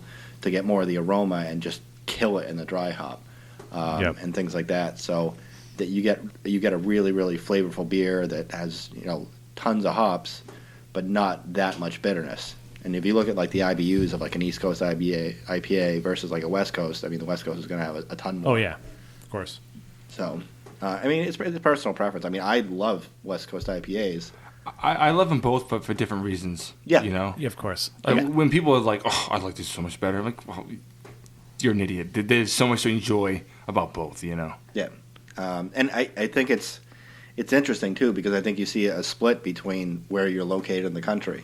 So if you're on the West Coast, I've seen a ton of people being like, yeah, West Coast IPA is the way to go. Of course. Give me Stone, give me Green Flash, give me Pliny the Elder, and things like that. Whereas the East Coast now, people in this area and, even more south and eastern seaboard and things like that, they're like give me those Vermont IPAs, give me Trillium, give me Treehouse, and things like that. So, but I mean, I when I think of like West Coast IPAs, West Coast beers in general. I mean, I like Ballast Point. I think Stone, all those they make really good beers, but like I don't have a preference. I have a preference in the moment. Like sometimes I want one, sometimes I want the other. I think there's so much to enjoy about both. To have a line drawn in the sand is a little silly, Yeah. I mean, it's if you're just gonna be, oh, I only like West Coast IPAs or oh, I only like East Coast IPAs. Like, come on, dude. I mean, there are some. I mean, if you don't prefer one over the other, that's fine. But if you're gonna draw a line in the sand, that's kind of stupid, dude. Because I mean, either coast makes friggin' like great IPAs. I mean, like I love Stone's IPAs. Stone's they're great, and if people's like, oh, I love West Coast IPAs and like Pliny doesn't even taste like your typical West Coast IPA anyway. Yeah. You know what I mean? Well, I mean, and if you look back, Pliny the Elder is actually the first double IPA ever. Oh, is it? Yeah. Oh, I didn't know that. Okay. So, yeah. Okay. I learned something. Yeah, what's his name? Jesus Christ. Vinny Trilloza from Russian River. Mm-hmm. Yeah, he basically invented the double IPA years and years ago. Okay. And the whole reason was he was just trying to experiment with beers and just, well, what if I doubled the malt and what if I doubled the hops and things like that. And then that's how he came out with Pliny. Okay. And then the revolution followed. Everybody else followed him. And then he came out with Pliny the Younger, which is a triple IPA. Which I've still never had. The only way you're getting it is if you go to I know, Santa Rosa. I know. So, or if you live in like Colorado or something. Have you had it? I have not had it. I've always been trying to make the excuse to go out to Santa Clara sometime around that time. But I know people have gone out and they still weren't able to get it. yeah, You I mean know? that line stretches like 8 hours long at some points. It's a little ridiculous. But I mean, and even people said like when he brewed the first double IPA, people were like, you can't have a double IPA. Who's going to drink that? Well, lo and behold, everybody in the friggin' planet's going to drink it right now. Yeah. And then with the triple IPA, people were like, well, who's going to drink like an 11% IPA? And it turns out a lot of people, because they wait in line for like 8-9 hours at a time. I mean, people get in line for Pliny the Younger at like the day before it comes out at like 9 o'clock, and people are just like sitting in front of the brewery. Man, Pliny the Elder is a good beer. Yep. But I don't know. I feel like either I've had so many that are better that like when I have it, I'm like, I mean, I'm glad to have it, but it doesn't wow me like it did the first time I had it. Yeah. But I'm curious how I feel about the Younger when I finally have it. You know. Yeah. Yeah. I mean, it's definitely for me. It's like one of those bucket like list. probably 3 or 4 beers that are definitely just on the top of the list. Yeah. Yeah, but that beer is definitely on the top of the list. I brewed actually a triple IPA a few months ago. Trust me, it's not anything like it, but I mean, it came in around like 11%, and it was super hoppy, super flavorful. But didn't we try that one? I don't know if you tried the triple. Is that the one where we talked about? We were driving around and you were talking about it. I think didn't you have an issue with your cooler? Your kegerator had broken or something. No, I had an issue with one. It wasn't that. I made a Imperial Black IPA. Oh, this must have been. And something about the liquid disconnect broke or something. So basically, I opened my keezer up one day and found basically a whole keg full of Black IPA sitting on the bottom of it. Oh, that's what it was. Oh, that's which was a bad story. so disappointing. But yeah, I think I had like the regular IPA version of this, and then I basically just took the regular IPA version, which came out. It's one of the best beers I've made. It came out super juicy, really hoppy, awesome beer. And I basically just said, well, okay, let's kind of scale this up and see how we can make it a triple. And I scaled it up. I didn't hit the final gravity that I wanted, but I mean, it still came in around like 11%, and it was pretty good. But I mean, that was not a cheap beer to make either, so I haven't made it since. Well, even like because right now, and I don't see it changing. Actually, before, do you want to just talk about what we just opened? Let me just finish this. Okay, go ahead. Like, because and I don't think it'll change in the foreseeable future. Like my go-to beer when I want. My favorite beers generally right now are IPAs, double IPAs, and that kind of style. Yep. I've been kind of afraid to even bring up like the idea of us brewing an IPA because I feel like it won't live up to what I want it to be. And we did brew an IPA, and what happened to it? It got infected. Yeah, it was shit. But like, at the same time, that was a kit. Yeah. But like when we talked about making our beer, the first the hoppy really, half, yeah, like let's do a Hefeweizen, but let's make it hoppier. Yeah. Let's do something that's like, I mean, I think Hefs can be a little generic. I like them, right? But I wanted something a little more interesting, and that's why I say, look, let's kind of do a little like a hoppier version. But I'm afraid to do an IPA because I feel like it's just not as good as all the other ones I love so much. Right. You know, like Hefs, I love them when I have a good one, but I've had a lot of shitty Hefs at the same time. Oh, yeah. You know, and I haven't had a shitty IPA in a while because you guys don't stop bringing me good ones. And I don't drink shitty IPAs usually. So the first beer I brewed all grain was a double IPA. Oh, was it? The was first all grain was a double? Wasn't that what was that? That was the It was a variation on a double Sunshine Club. Yeah, but what did you call it though? Because I think I had it. It was really. I don't remember remember what I called it. But wasn't the IG you wrote it on the bottle? No, wasn't it? No. Were any of these beers I've tried? Because I've tried like You tried a bunch five. of I've beers. tried. You did definitely try it because the night I think it was your birthday. Yeah, that was it. All did that. That was yeah, excellent. I bought that this. was awesome. Yeah, that was good. And I was not impressed with like the first few batches. I didn't start. But that's how different all green is compared Yeah. to. So and that's my advice is like, if you want, don't worry about like fucking up an IPA. I mean, just make it, and you're gonna learn from your mistakes, and you can taste it. and You can say like, well, what can I do better? I can trace back from the first all grain thing, like the mistakes I made and like what I should do differently and things like that. Well, that's why I want to have you over when we do our first all grain, so we can learn from your mistakes. There's no reason for us to make the exact same mistakes you did. Yeah. And I mean, to be honest, I mean, mashing. I mean, as long as you hit your mash temperature and you hold it and things like that, and you get your volumes right and things like that, you're not going to fuck a lot of stuff up in your boil or anything like that. Where you really got to concentrate is in your fermentation. So take care of the temperature. Keep the oxygen out. It's so tough to keep everything the exact same temperature, though. Like especially we're putting ours under his stairs. Yeah. Yeah, and I mean you want to keep it around like 64 to 66 or whatever. I can't keep that in my basement at the moment. I mean for some reason my basement is actually around like 70. That's warm. Whereas my garage is probably about 55. So you have to do the basement. Well, I've listened to a lot of stuff about how you can do temperature control. I mean, obviously the best way to do it is build out a fermentation chamber and just control it that temperature control and control it that way. Yeah, but then that gets expensive. You got to give up your keys though at that point, right? No, actually, the one that I'm planning on building is I'm trading Brian an uppercase, a double dose, and a midnight Brett for a mini fridge, and him building out a fermentation chamber. Seriously? Pretty much. That's good. That's a good trade. It's a really good trade. Yeah, I know I made out. Yeah, why does he realize he's getting screwed? Well, he's probably also going to come. I said like, come over and drink it. No, I was like, come over, we'll build it together. Yeah. And by build it together, I mean like I'll go to Home Depot and I'll give him my credit card, and then I'll put the stuff in the back of my car, and then we'll go back home and. Well, like, how much the part's going to cost? You think?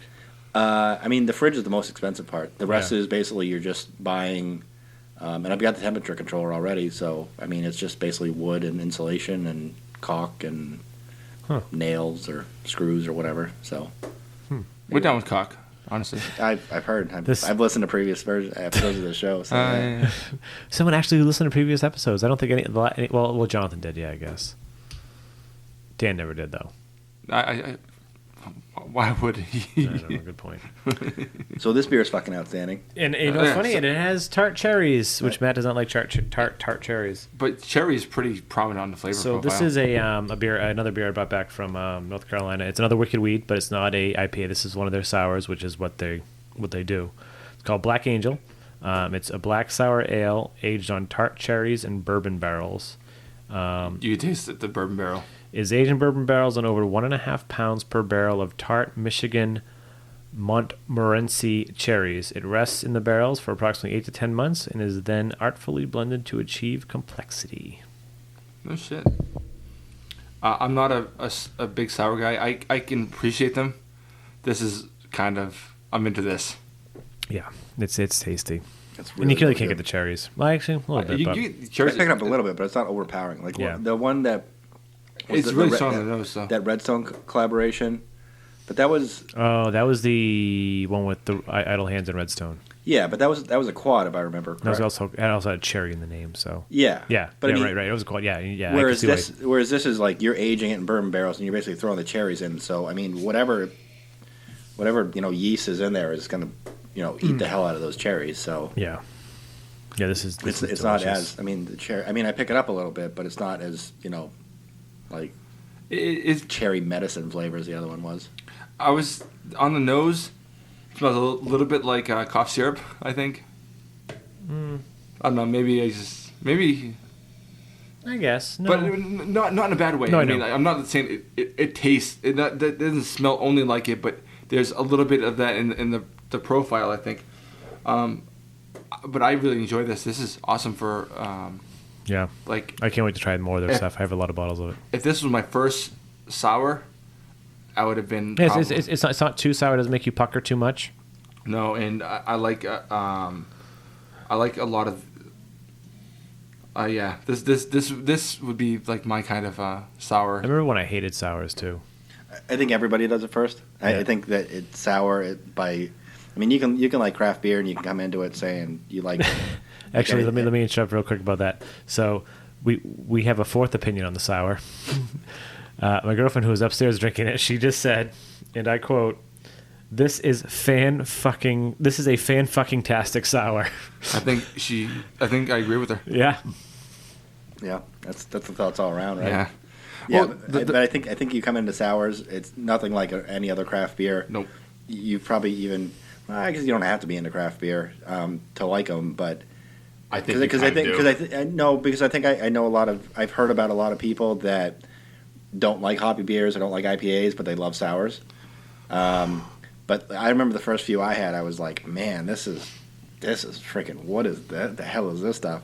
But then had a couple more, and I was it really, really grows on you. And to down to the point where you're just like, anytime you see a sour, you want to buy it. Have it. I'm like, yeah, even because it's very rare to find on draft, like unless you're at a craft beer bar, right? Yeah, and like, but if I see a Berliner Weiss on anywhere, for sure, that's the first beer I'm going to get. Yep, like without a doubt. Like I had when I was up in Ottawa, the bar I was at had a peach Berliner Weiss, and it was fucking outstanding.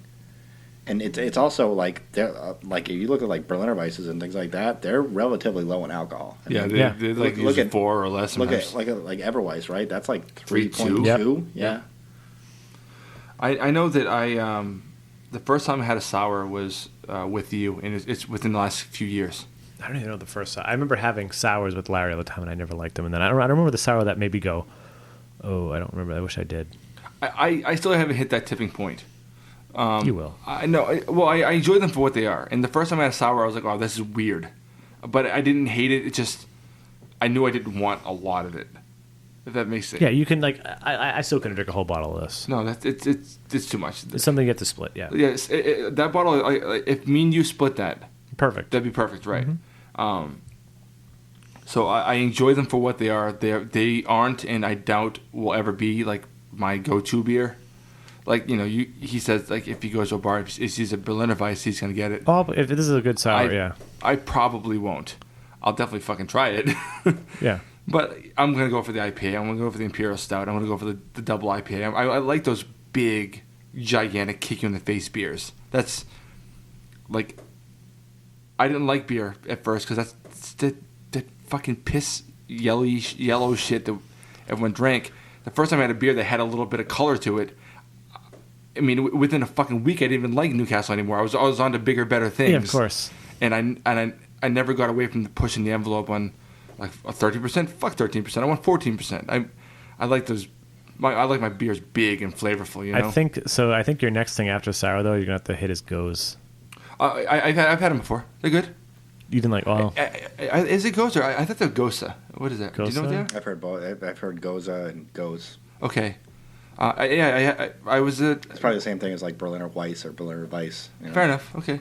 Whatever you want to fucking call it, I guess. But the first time I had a Goza, me and you were in a line, and you said, "Oh, why don't you suggested I try it?" And it was good. I enjoyed it for what it was. It all depends on what it was. I mean, I don't remember. Like I mean, but it's like anything else. I mean, you've got your good ones, you got your bad ones. I remember liking it though. I remember last winter going. I was at British Beer Company, and they had a Sam Adams Goza, and I'm like, I'll try it. What? Yeah. So How awful was it? It was fucking terrible. Oh my god! Really? What did it taste like? Like salt.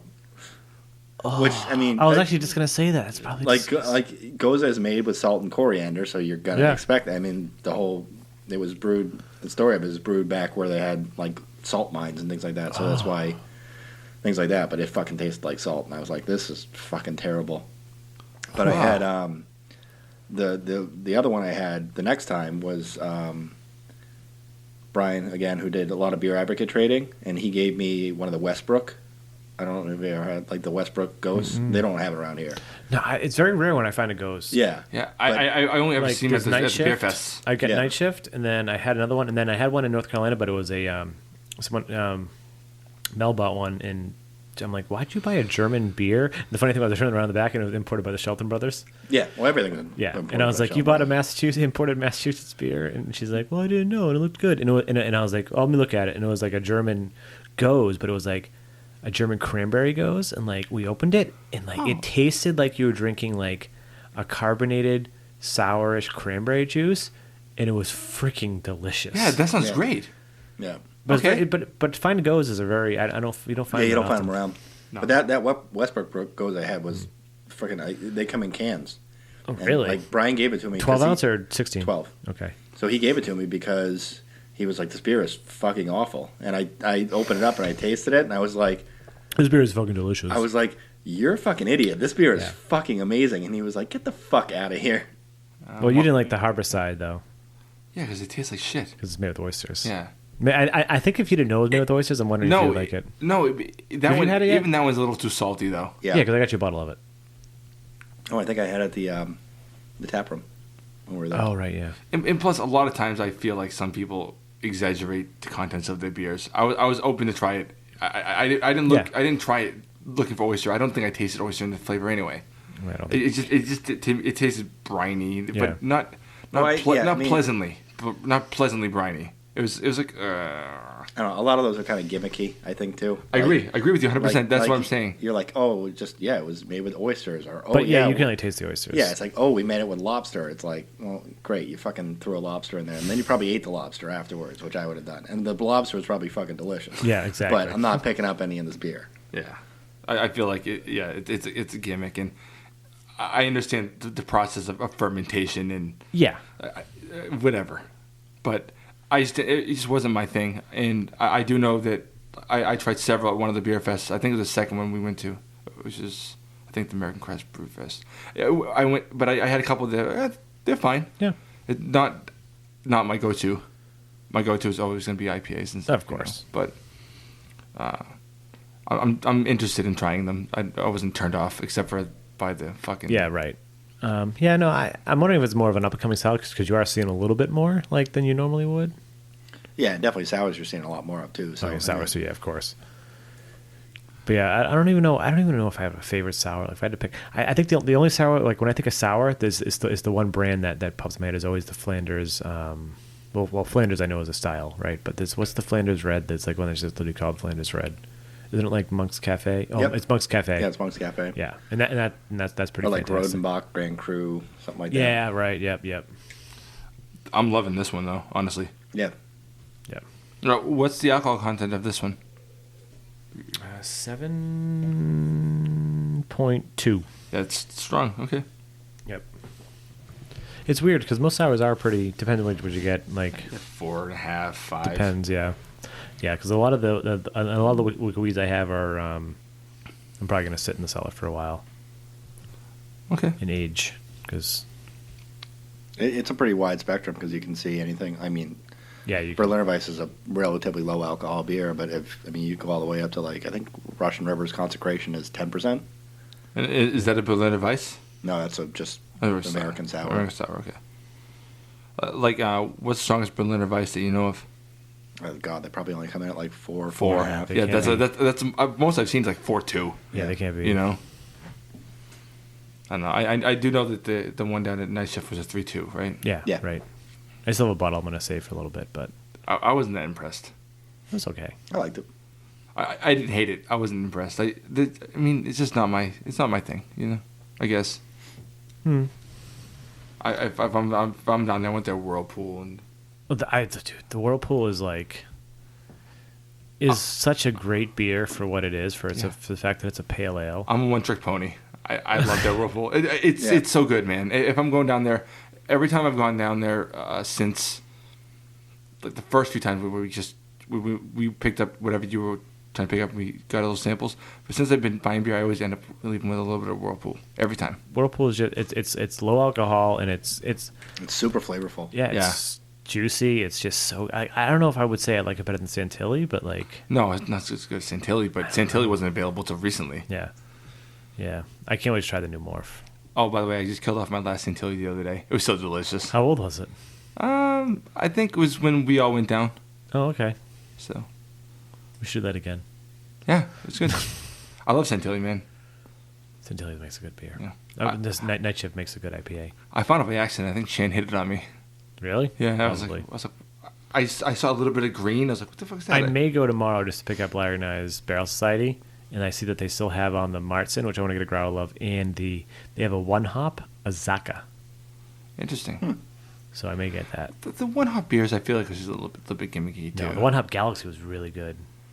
I had it with you. Yeah, no. It's just like, it's weird to me that you'd make a beer and advertise it as one hop. I think like. Yeah, but they're not like it's not like they're bottling it or canning it. They're just like putting it in a keg and being like, once it's gone, it's gone. Yeah, I enjoyed the Galaxy, and I'll definitely I know I'll enjoy this, But yeah, I don't know. I had the single hop Citra and the single hop Mosaic at Hill Farmstead, and they were fucking fantastic. It's also Hill Farmstead. Well, yeah, they're a different breed of beer. Just saying, it can be done. No, absolutely. But I feel like if you're making like your IPA or your pale ale, like you're combining. Yeah, I know. The aromatic hops, and you're trying to create a particular profile. But let's not forget about the episode we did where we did the deconstructed pack of the Sam Adams Latitude 48, which is great and a gimmick. It was a gimmick. Yeah, and it's fine. I enjoyed it, obviously. Yeah. But some of them were way better than others because the Mosaic was Yeah, because those hops all have a different purpose in the final product. And I like Latitude 48 as a drinkable IPA. Yeah. But obviously, when you're trying all these different IPAs that all single hop, it's I guess that one's not much on the flavor. It's probably more on the nose, and I mean whatever. I'm just an asshole. Yeah, kind of sometimes. Most of the time. That's what he's thinking. Dick. That's fair. Should we get to some news? Yeah, let's get some news. Should we skip some news stories and go to just like maybe the big one since we're going a little over the normal? We can just or do you want to barrel through them? It's up to you. Let's barrel through them. Okay. So I don't know. Well, Matt, first off, question: did you ever watch Daredevil on Netflix? No, I haven't gotten to that one yet. Okay, you need to. It's really good. Even beyond being a comic book kind of guy, we're not really. We're more of the Marvel movies, and just like you like the movies, the TV shows and the movies. It's just it's way better than it had any right to be, honestly. So, but so the first bit of news is the Jessica Jones trailer, which takes place in the same universe. Have you heard about it yet? Nope. So it's not the Netflix show, and backstory. When Netflix first got Daredevil, they got Daredevil, Jessica Jones, Luke Cage, and Iron Fist. Yep. And they said that after that, they're all going to team up and do like a mini-series. Sort of like Avengers, but smaller. Called The Defenders. But on Netflix. So Jessica Jones is the next TV series, and it's played by Catherine Ritter? No, Katie Ritter. Fuck. Caitlin Ritter? Whatever. She really John Ritter? No, we had this argument. We actually had this argument a few podcasts ago. And I won. And I was like, yeah, it's right. And then like 15 minutes later, Mike was like, fuck you, I just looked it up. No relation. But anyways, yeah, so there was a new trailer. Kristen Ritter. I didn't even look it up, but she was the bee in the part. Oh, actually, she's that chick. She looks horrible there. Yeah. She's actually pretty attractive. Have you seen the movie She's Out of My League? No, I have not. Have you seen... I'm going to say no a lot of these questions. Have you seen... I don't know. Anyways. But just a week, did you watch the trailer, Mike? I did. And it's very dark. She has superpowers. I don't think Matt still has any idea who that is. Oh, her. Oh, okay. No, have you seen her before? No, I'm just fucking saying. Oh, fair enough. Okay. She's not ugly though. No, sure. Okay. But no, I think it looks Daredevil's dark. This has a dark feel. It looks pretty dark, yeah. Yeah, and like I was really worried that it wasn't going to be as good, but like I heard it's supposed to be just as good. It actually looks a little darker in some respects. Like Daredevil's dark, but this looks like this bitch has some problems.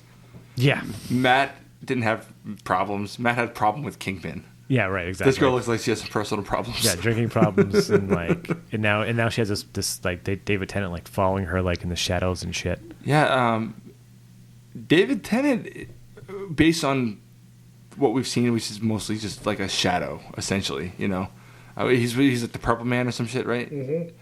Mm-hmm. He comes off appropriately creepy in that trailer. Yeah, it was super creepy. Like For a guy Jessica. that's like he's like a jolly fucking doctor. Yeah, and like he just makes people do fucking fucked up shit. Like I'm really excited after seeing that trailer. Like I know when I showed you the first couple trailers, you're like, "That's not a fucking trailer. This is retarded." Well, my issue is you calling it a trailer or even a teaser. It's like it's a fucking logo. Fair enough. It's a logo with the soundtrack. But yeah, I can't wait. I'm probably gonna try to binge watch as much as possible. I bet I beat you, like I did with Daredevil. Pussy. You gonna beat my dick? Yes. Okay. I don't think you didn't beat me with Daredevil, did you? I beat you by like 4 days. Yeah. No. I watched it in like under 2 days. Okay. Because I have a problem. Challenge accepted. But yeah, no, it looks really good. I'm really excited about it. The Black Ranger and the Blue Ranger and the Red Ranger have all been cast. Unless I take out my phone right now. For what? The new Power Ranger movie. Right. And unless I take out my Mighty phone Morphin Power Rangers. Yes. It's ridiculous. And unless I take out my phone right now, I could name you the names. I don't know, nor do I care I also a whole lot. don't care about naming the names. They're all unknowns, and as far as I'm concerned. So, this is going to sound racist, but the Black Ranger is played by an Asian man. And he was Wise played decision. by... Technically, the second Black Ranger was. Was he? Was he Asian? I think he was half.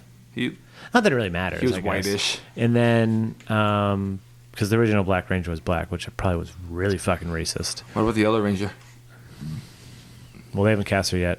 Yeah, no, but what was she? They're probably going to have to cast someone that's headless. Whoa. What? What?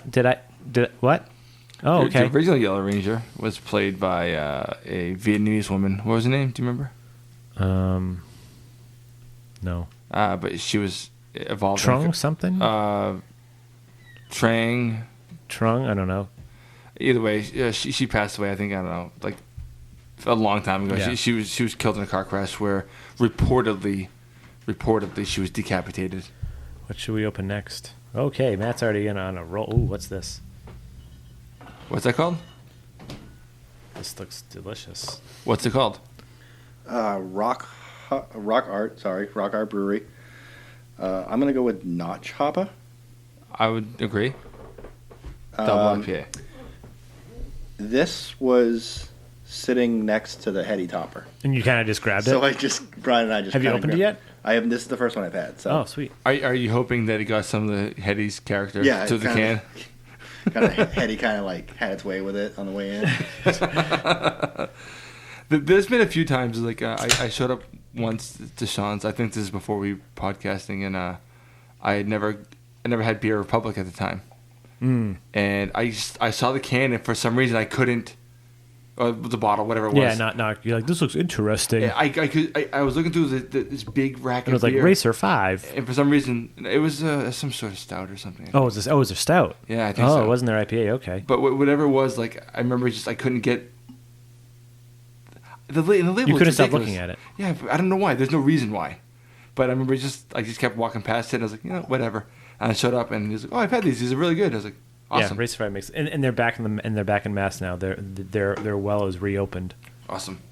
Oh yeah, I remember you saying that the drought is over. Yeah, the drought Just is kidding, over. it's really not. but I don't care. Their drought's not.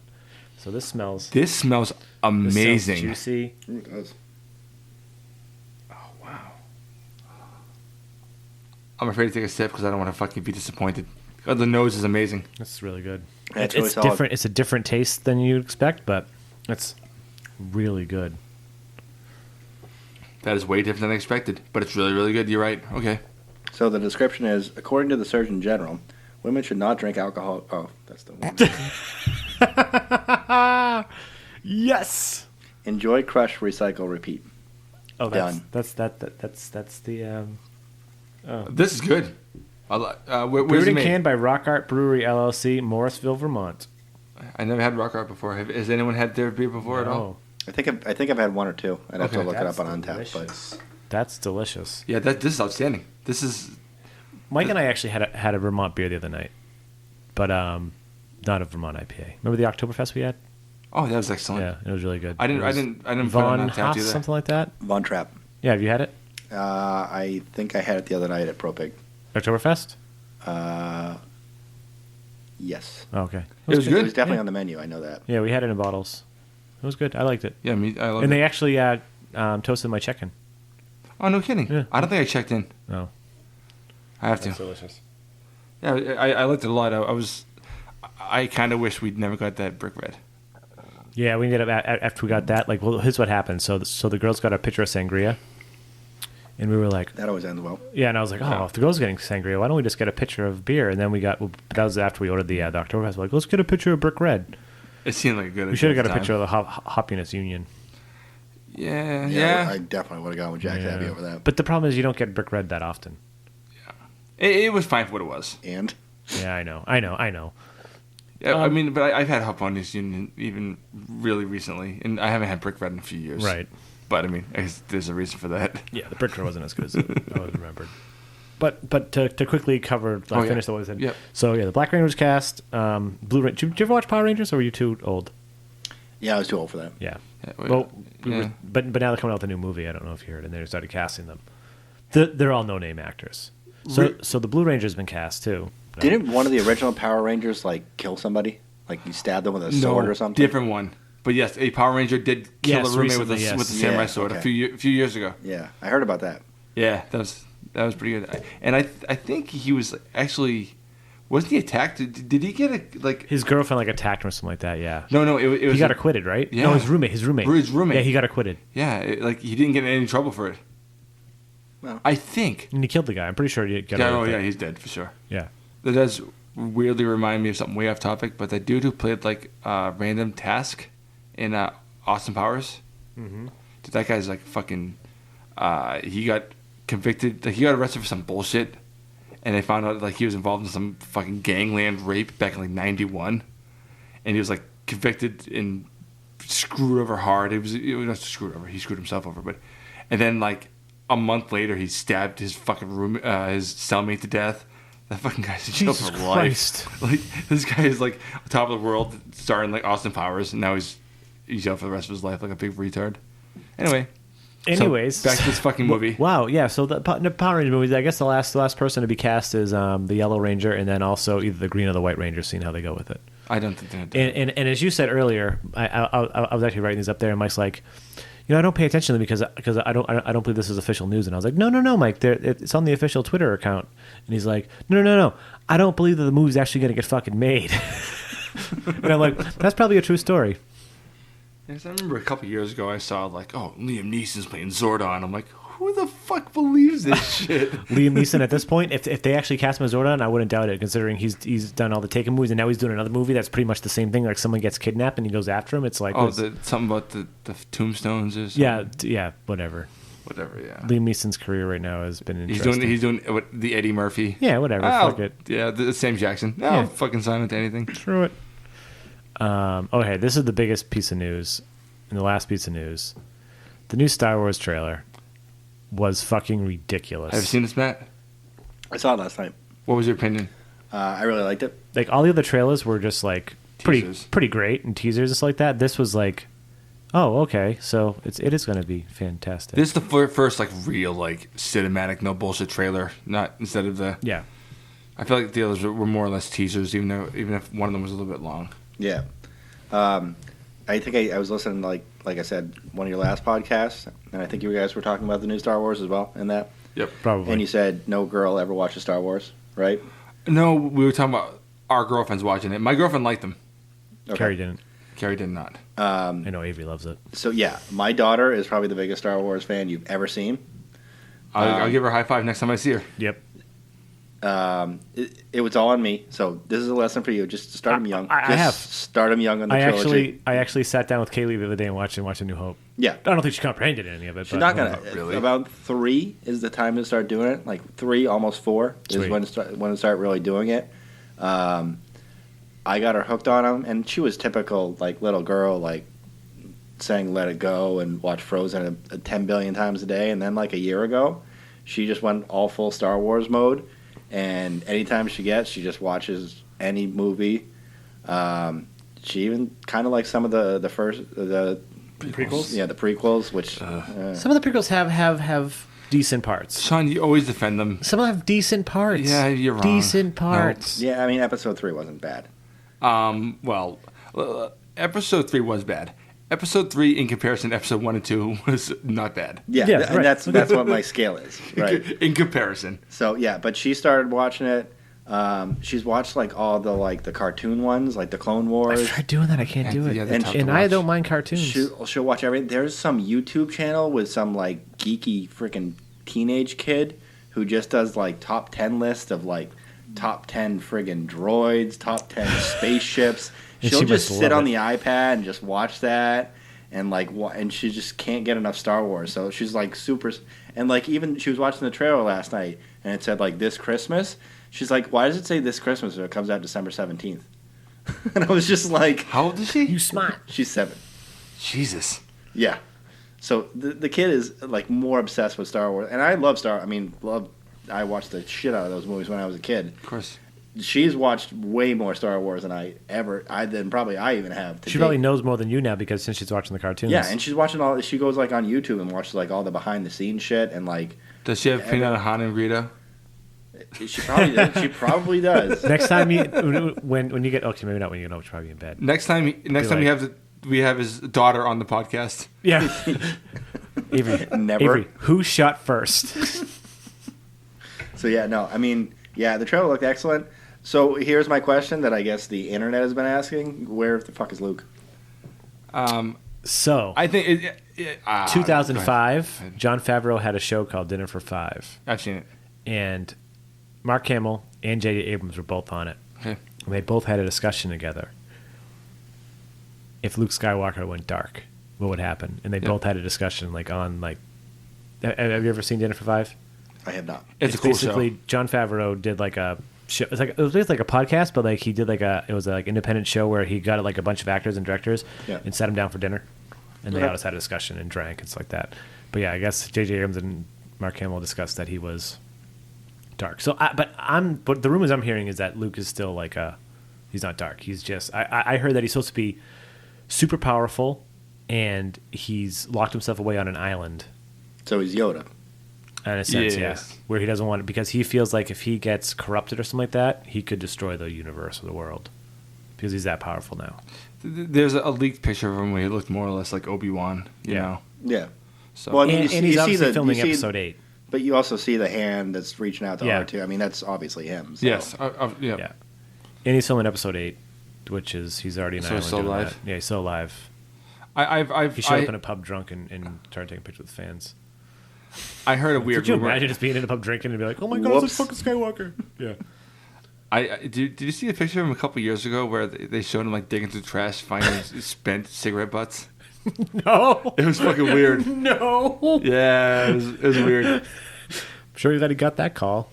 I don't know. It's interesting though because I remember people were all fucking outrage when Disney bought all the Star Wars franchise. I think that was a way smart. I don't want to see George Lucas ever touch Star Wars again. No. You know what? Even if they maybe let him have like a few creative ideas, story ideas. Yeah, make him pitch something and then just be like, "Hey, thanks, George," and just fucking lock him out the door.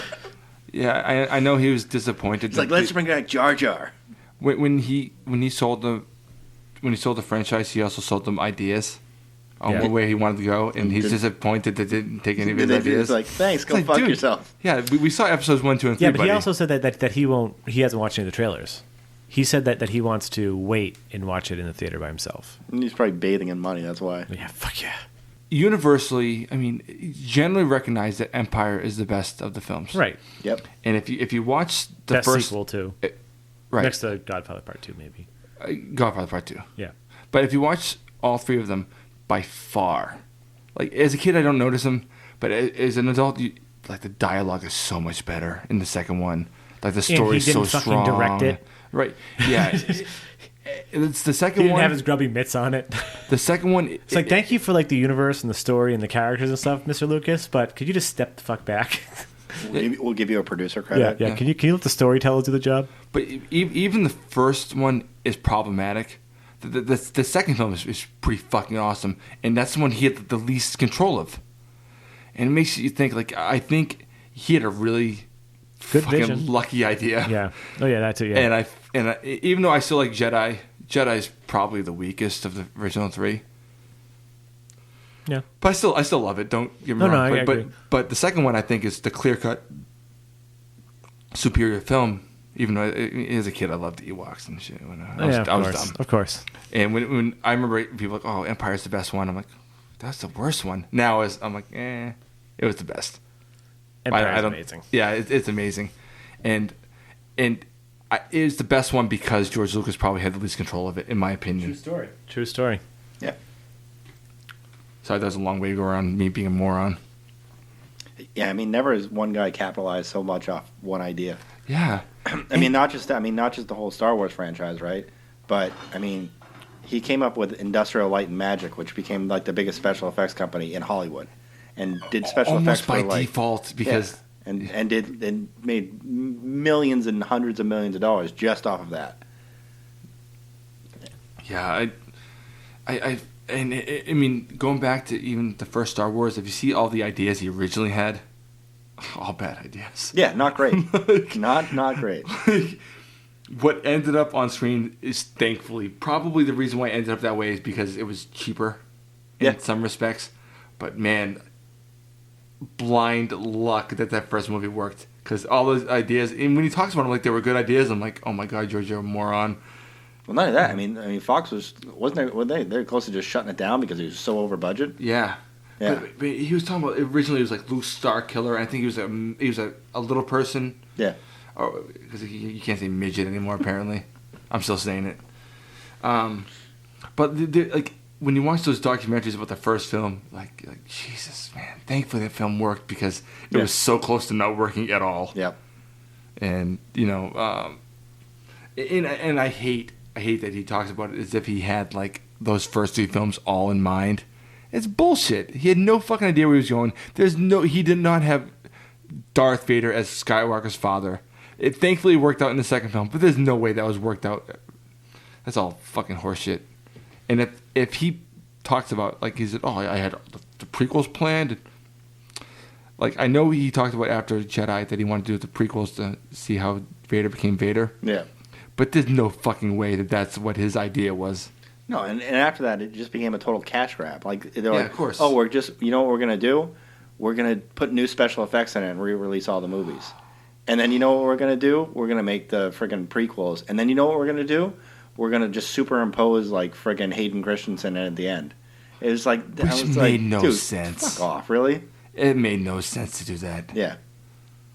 Like, fortunately, when I heard that they were doing this, I thought they were talking about putting him in the death scene. Yeah. I was like, are you shitting me? Like, I was, like, losing my fucking mind.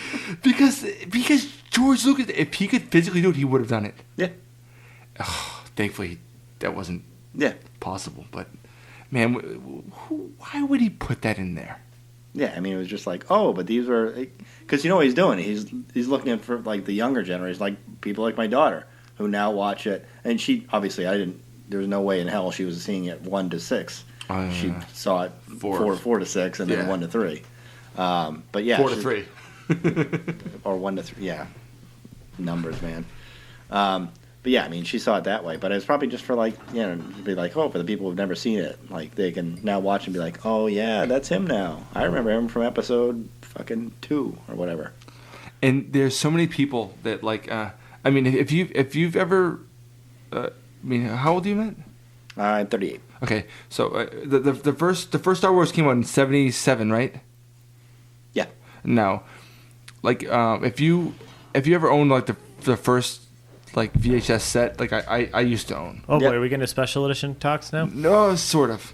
But if you get the first VHS set, like you'll be surprised to see that there's no fucking mention of A New Hope anywhere. Yeah. The movie wasn't called Star Wars 4. Yeah. No, it wasn't. It was called Star Wars End of Story. But was it in the opening crawl? Was not. No, it was in the opening crawl. It was for A New Hope. I think it was in the opening crawl. The opening crawl was A New Hope. It wasn't on my VHS. Are you sure? Yes. Do you still have the VHS tapes and a VHS player? You know who does? Larry does. Because I actually when I was down there, like, I walked in his living room and I go, why do you still have your Star Wars VHS tapes like up on the shelf? My parents probably do. And I'm like, you don't have a VHS player? He goes, it's more for just show. I was like, oh, okay. It's like having an original Nintendo. Yeah, exactly. So we just opened a new beer. So this is another Wicked Weed. It's one of their IPAs. It's a double IPA. Star Wars, later retitled Star Wars Episode 4: A New Hope. Later retitled. Okay. So, I'm pretty sure. Oh, okay, fine. All right. But what does Bing say? Really? Fuck Google. So this is actually this is an old. This is bottled on August 12th, so it's not as fresh as we would hope it to be, but it's actually. Oh, it's only 2 months old.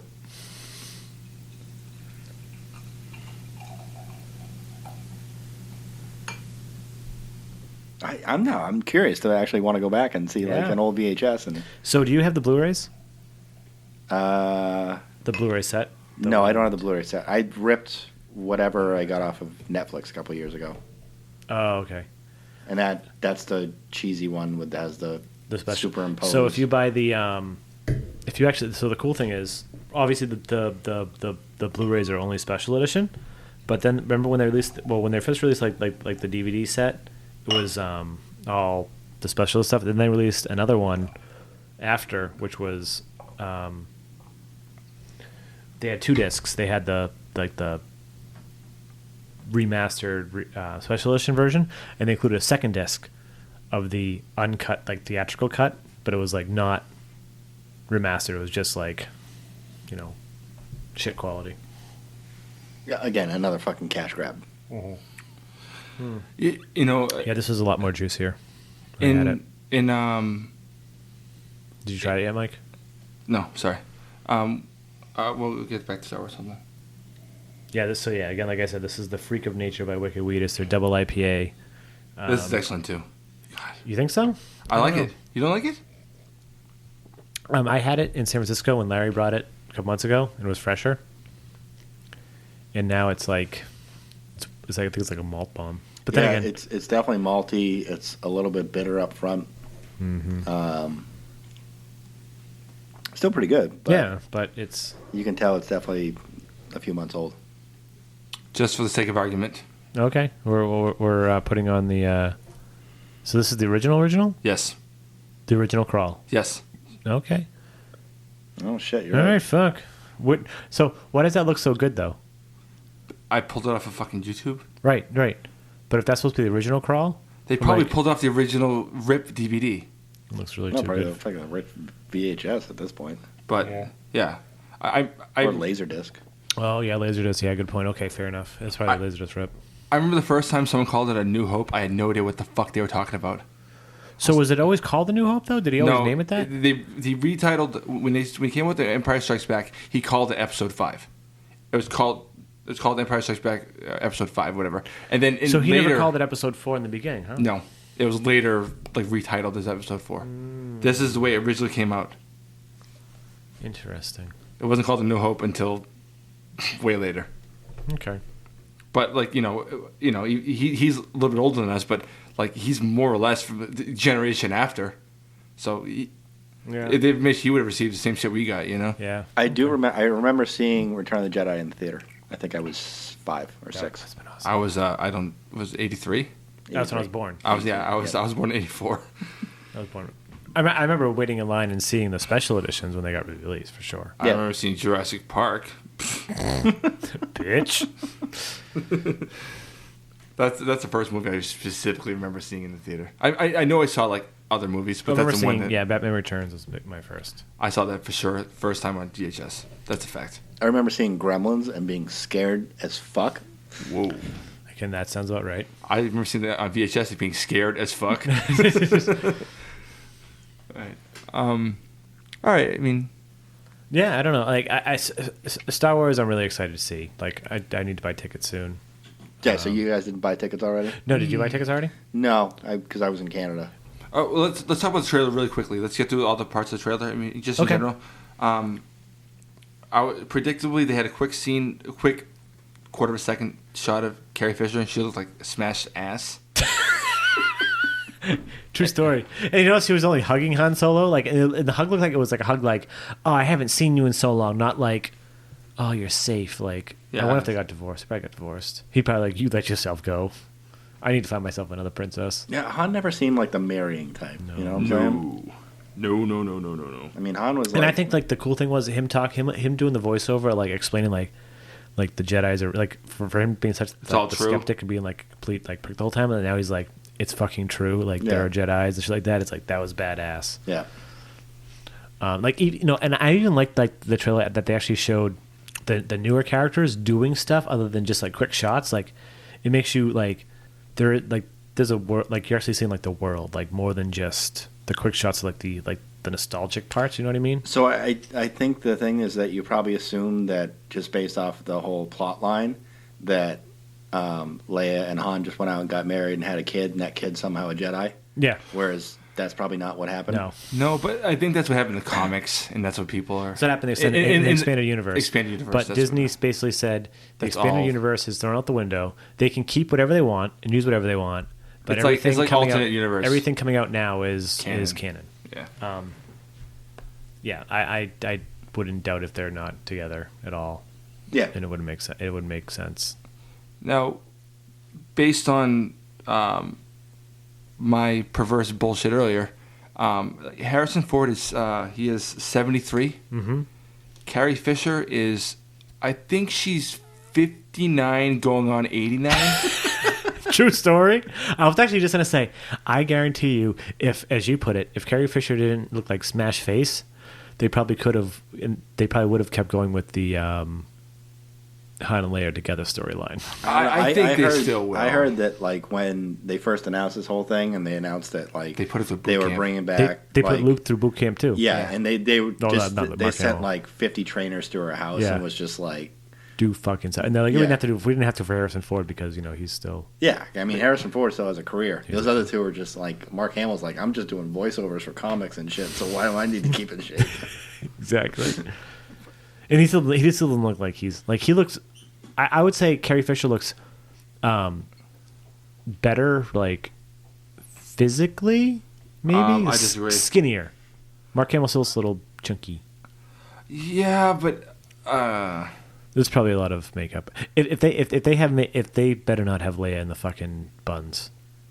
How about the fucking bikini? Please leave that scene out. Well, that could get some type of demographic. Well, yeah, I mean, based off the other things I've seen on the internet, then yeah, probably good.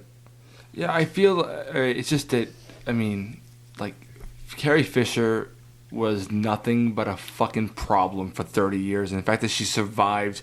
True story. Like, she was like 27 when she did A New Hope. No, sorry, I mean, when she did Return of the Jedi, and it was nothing but fucking problems until like 5 years ago. When I found out she was only 59, I was shocked because in like the 90s when she was in Scream 3, oh Jesus fuck! Like I thought she was like 70 then. I didn't think about it. You look dead, but yeah, okay. She looked like fucking horrible. She's all craggy and smoking cigarettes. It sounded like a dude. And remember her in Jay and Silent Bob Strike Back as the nun? She seemed okay. Yeah, she looked good. I mean, she looked older, but like I didn't know she was Carrie Fisher either. Really? You didn't recognize her? It was when I rewatched it. You did realize that Mark Hamill was Cockknocker, right? Yeah, it was hard to miss it when they put big lettering. Hey kids, look, it's Mark Hamill. Yeah. I was like, oh no shit. I probably wouldn't have otherwise. Yeah, she definitely let herself go. She let herself go and then let herself on fire. Yeah, and as someone who's also let himself go, I can't hate on that. Yeah, but you're not gonna look like that when you're 50. Well, maybe. Well, she's almost 60. I got like 12 years left. So. I got halfway. 12 years, so you're 60? 50. Oh, 50, okay. Yeah, you have 22 years before you're her age. Let's hope I make it. Yeah, but I mean, she was she still is like a fucking 9-pack a day smoker or some shit. Yeah. And she had a coke problem for fucking years and years and years and years and years. I think a lot of people in Hollywood have a coke problem for a long time. Yeah, I don't think she's like Stevie Nicks, where Stevie Nicks like burnt a hole through her nose through her coke.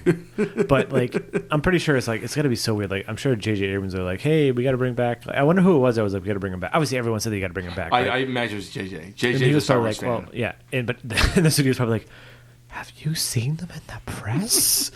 Do you watch TMZ? And he was like, yeah, I do. He's like, well, all right. Well, the budget of the film is what, like $300 million? What if we just like take like $20 million, send $20 million to her house, and send $20 million to Hamill's house. But it's like there's like no get. But and then at that point though, like you send $20 million, and then with the trainers, you send a contract that says you need to lose this much weight and look like this by this, and if you do, you will get paid X amount of money. And then it's probably like, fuck, that's a lot of money. Like, how much do you think that Harrison Ford probably got paid his normal salary, but how much do you think Hamill and Fisher probably got paid? I don't think Harrison Ford has a normal salary anymore. He's not a box office draw anymore. But he still probably got paid. He's spending more time saving people with a fucking beach in his helicopter. But I bet he still got paid the most. I would say he had, yeah, absolutely. But I wouldn't say he got his normal pay. What do you think Fisher got? 10 mil? No, probably 1.3. 1.3? Yeah. When the fuck was the last time she was in a movie? What about Hamill? A little bit more. Yeah.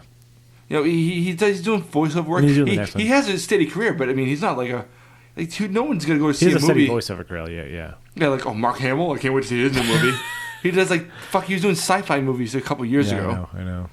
Yeah. You know, they were brought back, you know, to get back in the limelight one more time. They weren't brought back for a paycheck. No. In my opinion. If Carrie Fisher got fucking 10 mil, I'll blow you both. Every day till you die. Can't wait till that gets leaked. I'm going to check the internet every day. No, and they had to bring him back. I mean, yeah. You're not going to be able to, like, replace him and be like, oh, this is Luke, and it's like... No, you can't do James that. Vanderbeek or something like that, right? He never aged because he's a Jedi. No. They just get Hayden Christensen. He's like, he's a spitting image of his father. I think if they brought back like Hamill and Harrison Ford and like, all right, well, I guess we'll bring back like Raquel. We'll bring Raquel Welch to be fucking Leia because Carrie Fisher looks like shit. Harrison Ford said no. Let's get Tom Selleck. Put him in a fucking bikini. Well, I meant like. Oh, I said Harrison Ford said no. Let's get Tom Selleck because he was supposed to be the original Han Solo. No, sorry, Indiana Jones. Yes. Sorry. I thought you were saying that he said no to Carrie Fisher. Bring back Tom Selleck instead. If you had that mustache, I'd probably like to see that bet more in a bikini than. But it's just like you see someone like Raquel Welch is like 75. I know she still looks pretty damn good. She looks outstanding. But I mean, whatever. It's just I you know, I'm the guy that shits on people that talk shit about how people look. But Carrie Fisher, she looks 20 years older than her age. But the two new characters so far, like Flynn, the guy that pulled he pulled the Stormtrooper helmet off. Like apparently he's not supposed to be a Jedi, but I don't know who the fuck he's supposed to be. He's supposed to be. Why do you have a lightsaber? I don't know. I think he's supposed to be just like a fucking. They're saying he could have just picked it up like after being like in the woods like his whole troop. He's disenchanted. So it's another just black guy gets murdered right away. Dude, if he died in the first like 10 minutes. Well, no, he's supposed to be signed on for the first few, but yeah. Yeah, but if he comes back as the Force Ghost. And Kylo Ren is supposed to be looks pretty badass. I don't know. He looks like a boring version of a fucking stormtrooper. Hopefully, we'll see. I don't know. I'm really excited. All right, we're gonna open the final beer, and then I think we're gonna sign off because we've done it again.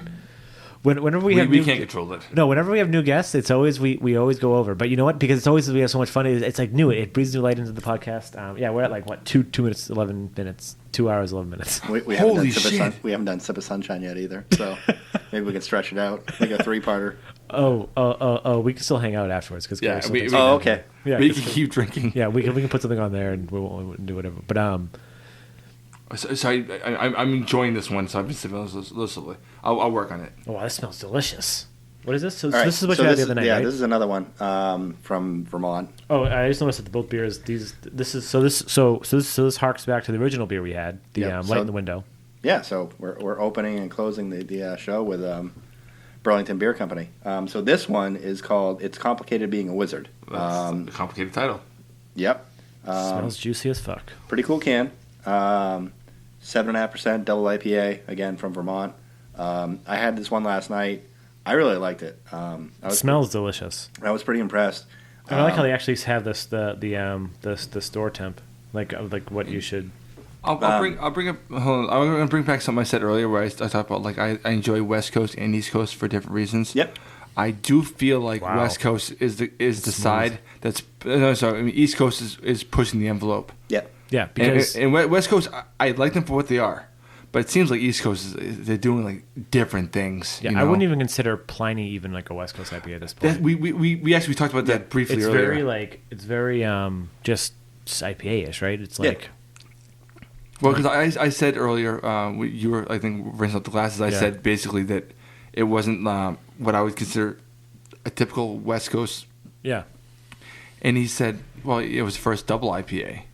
I was like, oh, no shit. Was it the very first double IPA? Yeah, Pliny was. I didn't know that. Yeah, Okay, that's I didn't what know I that. said. I did not know that. So, I feel like Pliny tastes more like what you'd have on the East Coast. Yeah. More or less. And I think of Ballast Point as like that's to me like your benchmark. Ballast Point is still so fucking good. Yeah, it's outstanding. I love it. Speaking of, they've been drinking Ballast Point on Ballast Point and Torpedo. Oh no, sorry, Sierra Nevada Pale Ale and Ballast Point on Big Bang Theory the last 3 weeks. Okay. Yeah, I like Torpedo better. even Sheldon drank a Ballast Point. I haven't watched in a couple weeks. I gotta get It's really weird, and they're not like announcing it, but you can tell that it's not like because you know how when they drink beer on TV, they're like usually like generic shit. Like they're showing it, and it's like Ballast Point. Where do you get the money to like, especially the biggest television show, that the highest rated television like comedy? Like how can you pay that much? Yeah, I mean, how do you have the friggin' Yeah, like where do they get the funds? advertising money? You get the. Well, what if the producers love the fucking beer and they're just putting in fuck it? You don't They need could. you don't need to pay to get a good Yeah. product. You know, I mean, generally you do. Yeah, But maybe. there's no fucking way Ballast Point's paying to get on Big Bang. Yeah. Big Bang's the biggest comedy since Friends. Yeah, well, since Sierra's because and the weird thing is the scenes always include half Sierra, half Ballast Point. Sierra would have the money.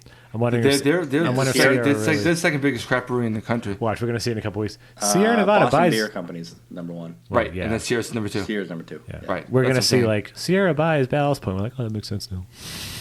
Well, Dude, Everybody's buying everybody now. You did see AB bought SAB Miller, right? Yes, that's official now. Actually, we did talk about that before. Is that official? I thought it was Yeah, still in yeah. the works. Yep. So, I know it was in the works. I know it went through. what's the deal with that though? Like, So that's 30% of the world's beer market. but they don't get certain stuff, right? Like they don't get Miller Coors.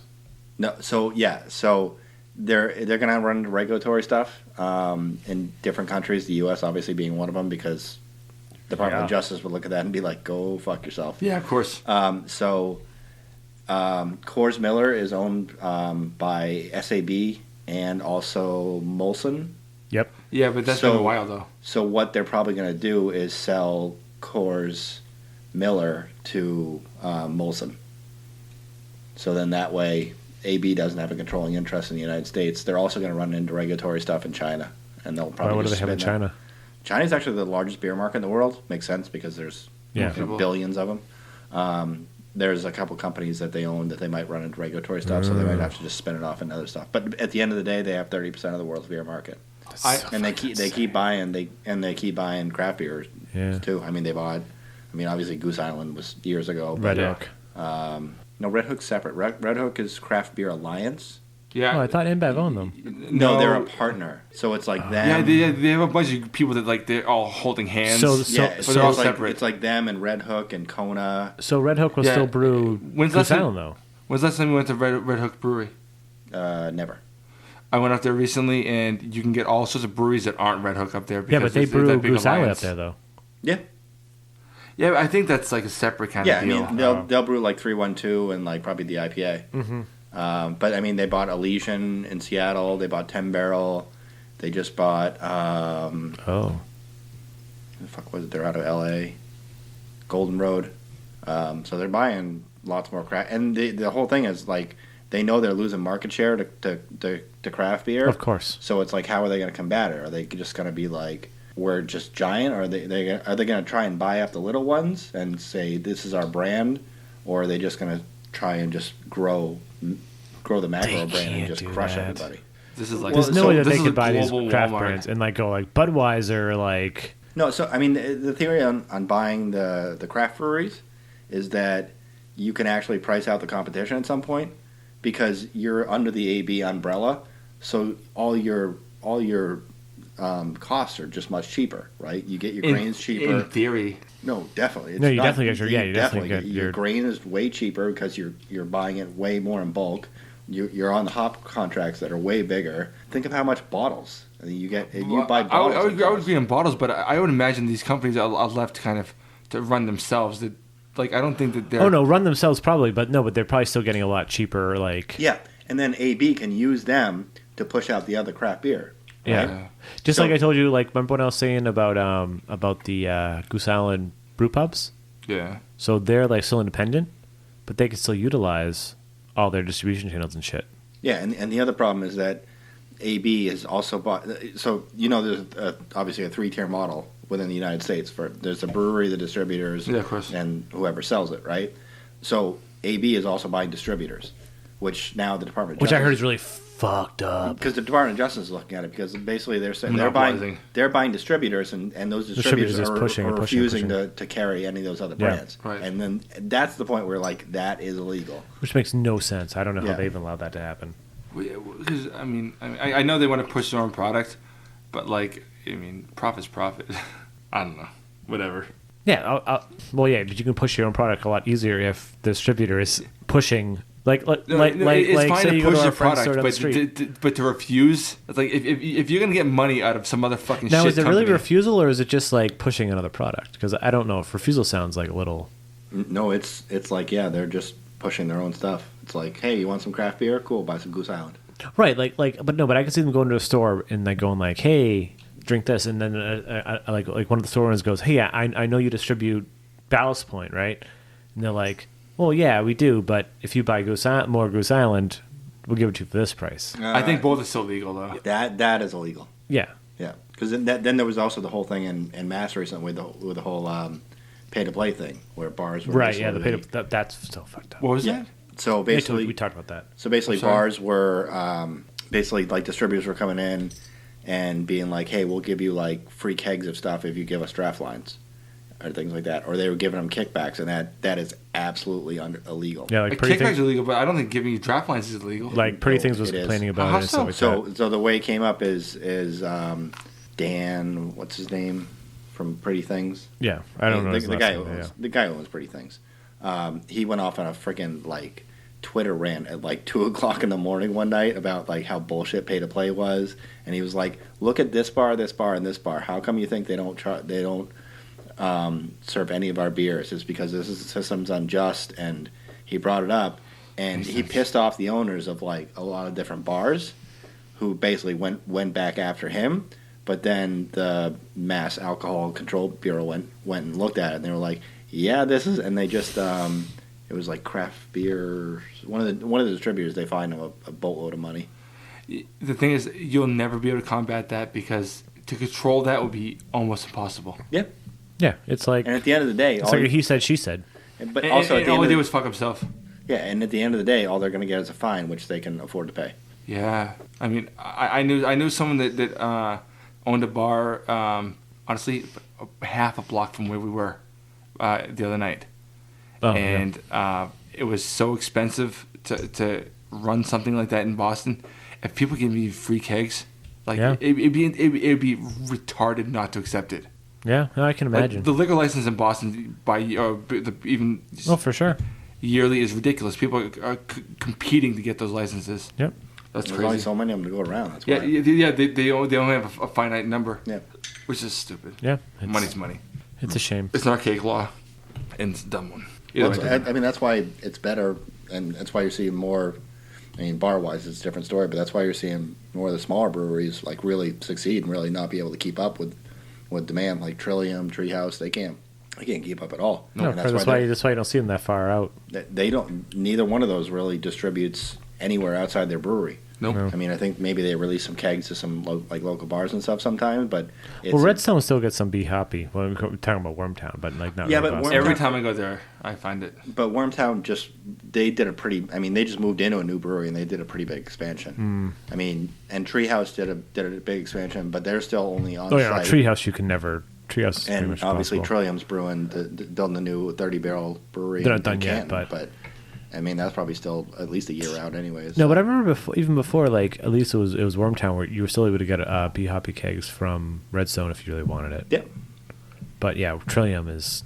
But I'm sure once Cannon opens up, it's going to be a lot easier. But I don't know. It is. I love canning, man. Canning is my favorite thing. Canton.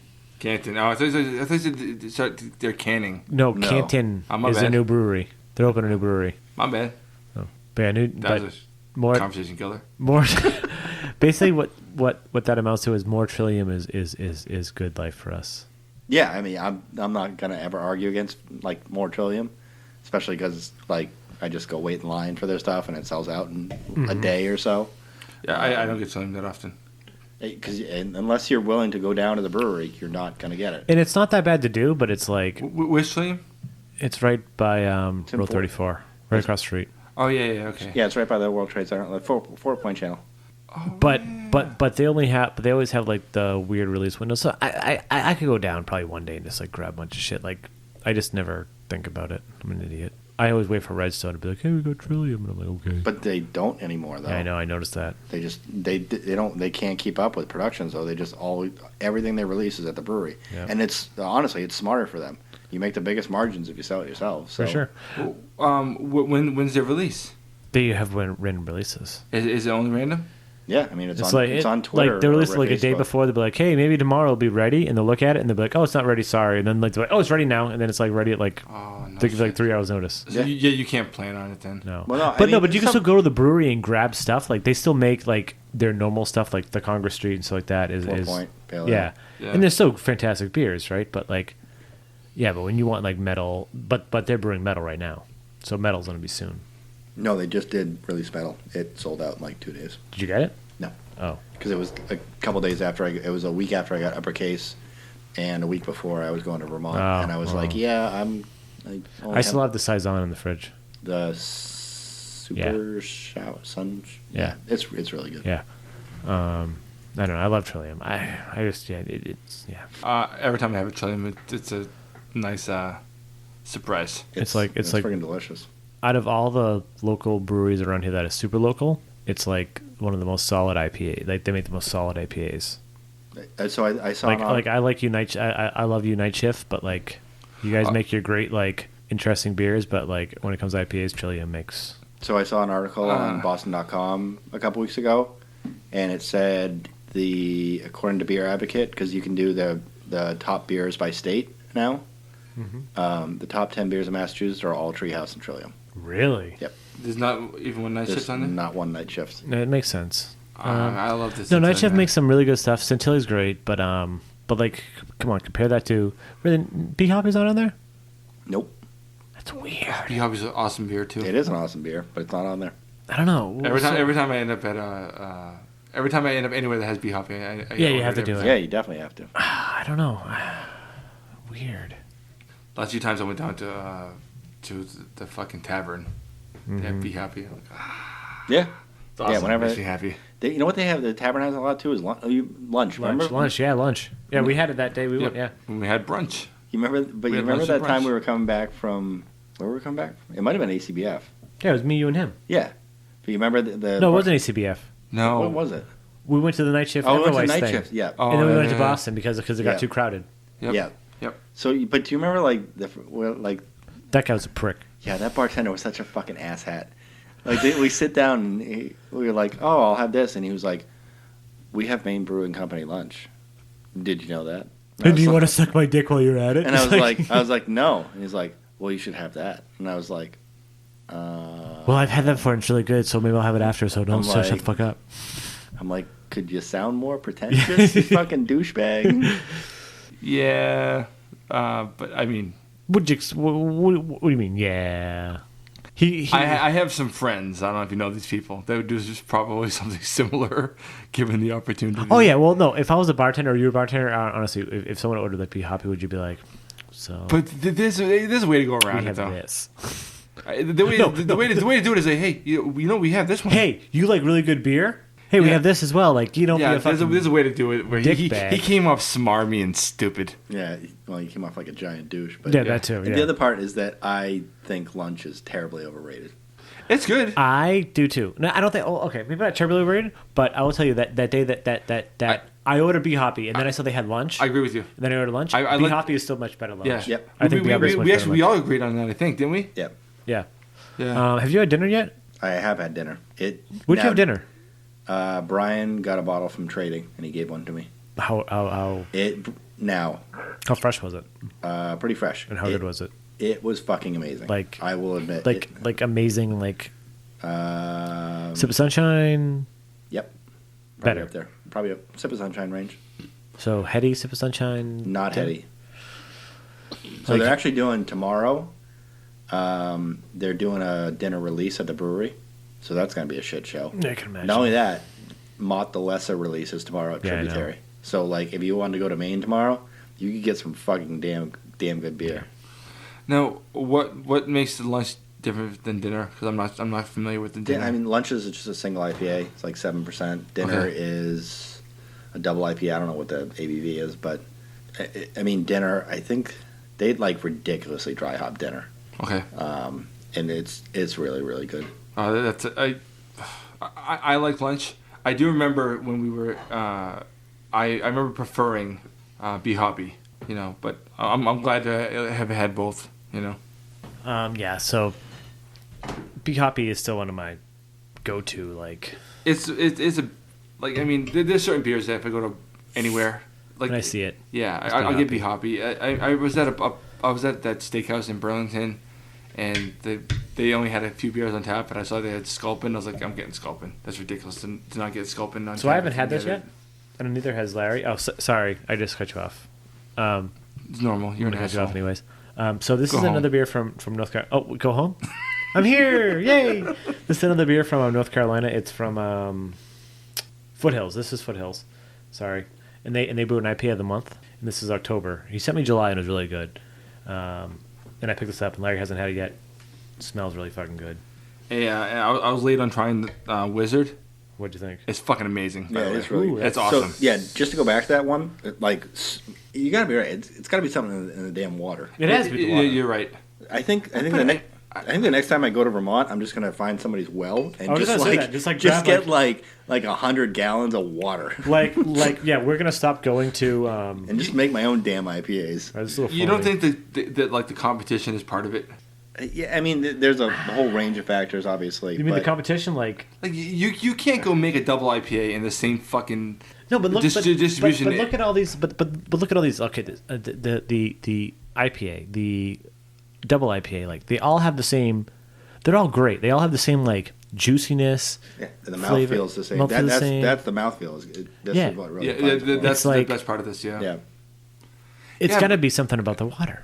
Or you're looking at like what the people are looking for. But granted, Otter Creek doesn't do that with any of their IPAs. So this is actually a discussion I had with the bartender at Three Penny yesterday. Mm-hmm. Is that there were a couple of guys from Texas. By the way, before I go into the story, and remind me, I was in about 2 minutes that I was talking to the bartender from Three Penny about Double Dose. There is something fucking special about the people that come up to wait in line for Heady Topper. And by special, I mean how much of a douchebag some of them are. Yeah, I've heard. Oh, like that crazy story online? So, first of all, at the Monday drop, there was a freaking couple behind me that came from Pennsylvania, and they were just like on some vacation in Vermont, and this was the day they were getting to get heady. These motherfuckers were taking selfies and fucking smooching the whole time. I wanted to slap the shit out of the both of them. I was just like, seriously? Were you lonely? No, I was like, I'd be like, after this, I've got 4 hours to fucking drive. Can you two fucking knock it off and either just go fucking get it on the car and come out? Like, I'll save your fucking spot in line if you just stop doing this. But like, if you're lonely, next time you get heady, I'll go up and make out with you and take selfies. I don't want to make out. I don't want selfies. I don't want any of that. So lonely. I want to just like, if you want to have a conversation about beer, that's fine. But if fucking people are like got their goddamn phones up in the air and they're taking pictures of each other and they're like, "Oh, I love you so much," like get the fuck out of here. Like those fucking. They're happy on vacation, man. Maybe you're just a meanie. I am a fucking meanie. Grinch. But you know what? They call me the Grinch. You know how much fun it is to just stand there for 2 hours going, "Where's that fucking truck? Where's that fucking truck?" And these people behind me are just like like fucking doing the nose fucking snuggles and shit. And it's There's just that selfie. So he had that, and then, which is fine, whatever. I got out of there. And then at the one at Hunger Mountain on Thursday. This beer's outstanding, by the way. The guy in front of us was from Buffalo, I think. So he was all right. I mean, he kept calling the Patriots cheaters, but fuck you. I mean, he was from fucking Buffalo, so idiot. Hope that guy eats shit and dies. Yeah, how about fuck him? Have fun with Rex Ryan, motherfucker. Yeah, how about you go lose 4 Super Bowls in a row? Wide right, motherfucker. So yeah, I mean, we kept giving it to him, so that was fine. But then you had these like 2 douchebags from Texas who are in like skinny jeans, and this guy's got like a little fucking nose ring, and it's just like Matt, he's from Texas. You not say douchebag. I gotta ask. Yeah, of course. But why were they from Texas? Did they drive up, or did they come literally for Heady Topper? They said they had friends in Boston, and then they drove up from there. Okay. So I think I don't give a fuck, but they were just like they lied. They don't have friends in Boston, and they were douchebags. Yeah, they were just such douchebags. And then they were like just like all the people you see in line. You're just like, man, you guys are fucking douchebags. Anyways, there goes my fucking tangent on fucking. So back to Double Dose. So yeah. So those same douchebags from Texas were sitting next to me at 3 Penny Tap Room. Fair enough. And I was like, "Sup, skinny jeans." So but you didn't really say that. I didn't talk to him. No. Okay, fair enough. I kept my own. You know what the funny thing was? Last time we were at 3 Penny Tap Room, like everyone that showed up was like really cool because like they were like, he's like, "Hey, I'm from here. Like, can I have a Heady Topper?" And I was like, "Yeah, they were like fantastic." Yep. Okay, but go on about the douchebags at 3 Penny Tap Room. Yeah, so they were like whatever, and the guy was like, "Can I have a double dose?" And even the bartender was like, "Yeah, I'm not so sure you really want that." And they were like, "Well, why? It's Lawson's." And he was like, He was like, "Here's a sample." He was like, "It's way too malty." Where did you get the sample from? It was on draft? Yeah, the guy was awesome. He was just. I don't know if it was on draft or not. It was on. They had it on draft. Yeah. Did you try it on draft at all? Not double dose. Okay. No. So he's like, just pour him a little and things like that. He's like, if you want Lawson's, go a sip of Sunshine. Yeah. Oh boy. I would agree with that. So what? Oh, of course it would. Yeah, but he was saying. So what did the Texas guy do? I think he got the sip of Sunshine, but I mean, like, I started talking to him too. I'm like, I'm with you there with Double Dose, man. I'm like, that was like not that good this year. I'm like, last year's batch was way better. It was good. It was good. I got another bottle upstairs in the fridge. But you had last year's, right? Yeah, it was really good. Last year, I thought last year's. I thought this year's was like super malty. It was maltier, for sure. Yeah, for sure. I think this year was the first time I had it. It was good. I liked it. The problem I had was the beer that it was for the price that it was. It's fucking $18 for a 4-pack. But you got to think money.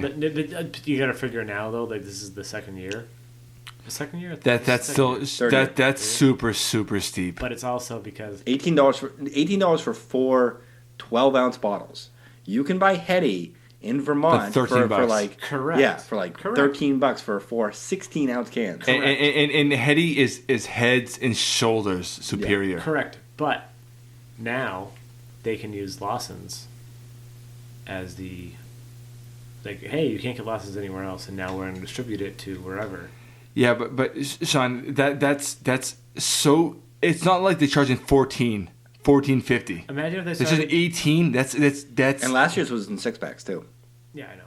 And it was cheaper, wasn't it? It was probably about the same price for a 6-pack. Distributing 4-packs of Heady once a year down to this area, how much do you think a 4-pack of Heady would be? Probably like $1 million. Yeah, like $25. Like $45. I would think $25 would be a normal price. $25. Yeah, but that's the thing is that I mean that's kind of the disappointing part. I know about the whole thing is that Alchemist would never do that. No, like that's why they keep. That's why they say when like they're going to open up the new brewery, they have no plans to increase the production on a Heady Topper. Like they'll just keep the Waterbury brewery as we'll just do a Heady Topper there and we'll do everything else in Stowe. Give me all the focal banger that I want in my mouth. Yeah, but my feeling is that they're just going to like produce all the Heady there and then they're just going to ship it all up to the brewery there and sell it out of there. Yeah, and that's what I'm afraid of because it's further north. Oh, Stowe's right next to Waterbury. Oh, I'm not I don't have a map, but I was told it was way further north. No. Has anyone smelled this yet? Okay. It's right next to Waterbury. It smells. It's amazing. It smells really good. Yeah, we haven't talked about it because yeah. So again, Foothills. I pay the month. This is October. I've had July before. Oh, that's really, really good. And for anybody that's listening, if anyone is, I know we suck Heady Topper's dick really bad. All three. Oh wow, that's really good. Yeah, it is. Yeah, no, I already started drinking. This is the North Carolina brewery, by the way. Yeah, this is outstanding. Oh, this is really good. I think Larry actually said to me that it wasn't that good. Yeah, Larry's a Maybe liar. in September. This is outstanding. I really like this. Oh, that's actually delicious. Yeah, I feel like we suck Focal Banger and Heady Topper's We dick suck anything. so We much. suck anything Alchemist, anything Lawson's dick. But the thing is, if anyone hasn't had it, like they have no idea. Yeah. And where You want to know what's funny? So when I had the when I went to San Francisco last time and I traded the Heady for the Pliny, the shitty Heady, by the way. old Heady. Yeah. I actually got a message like last week.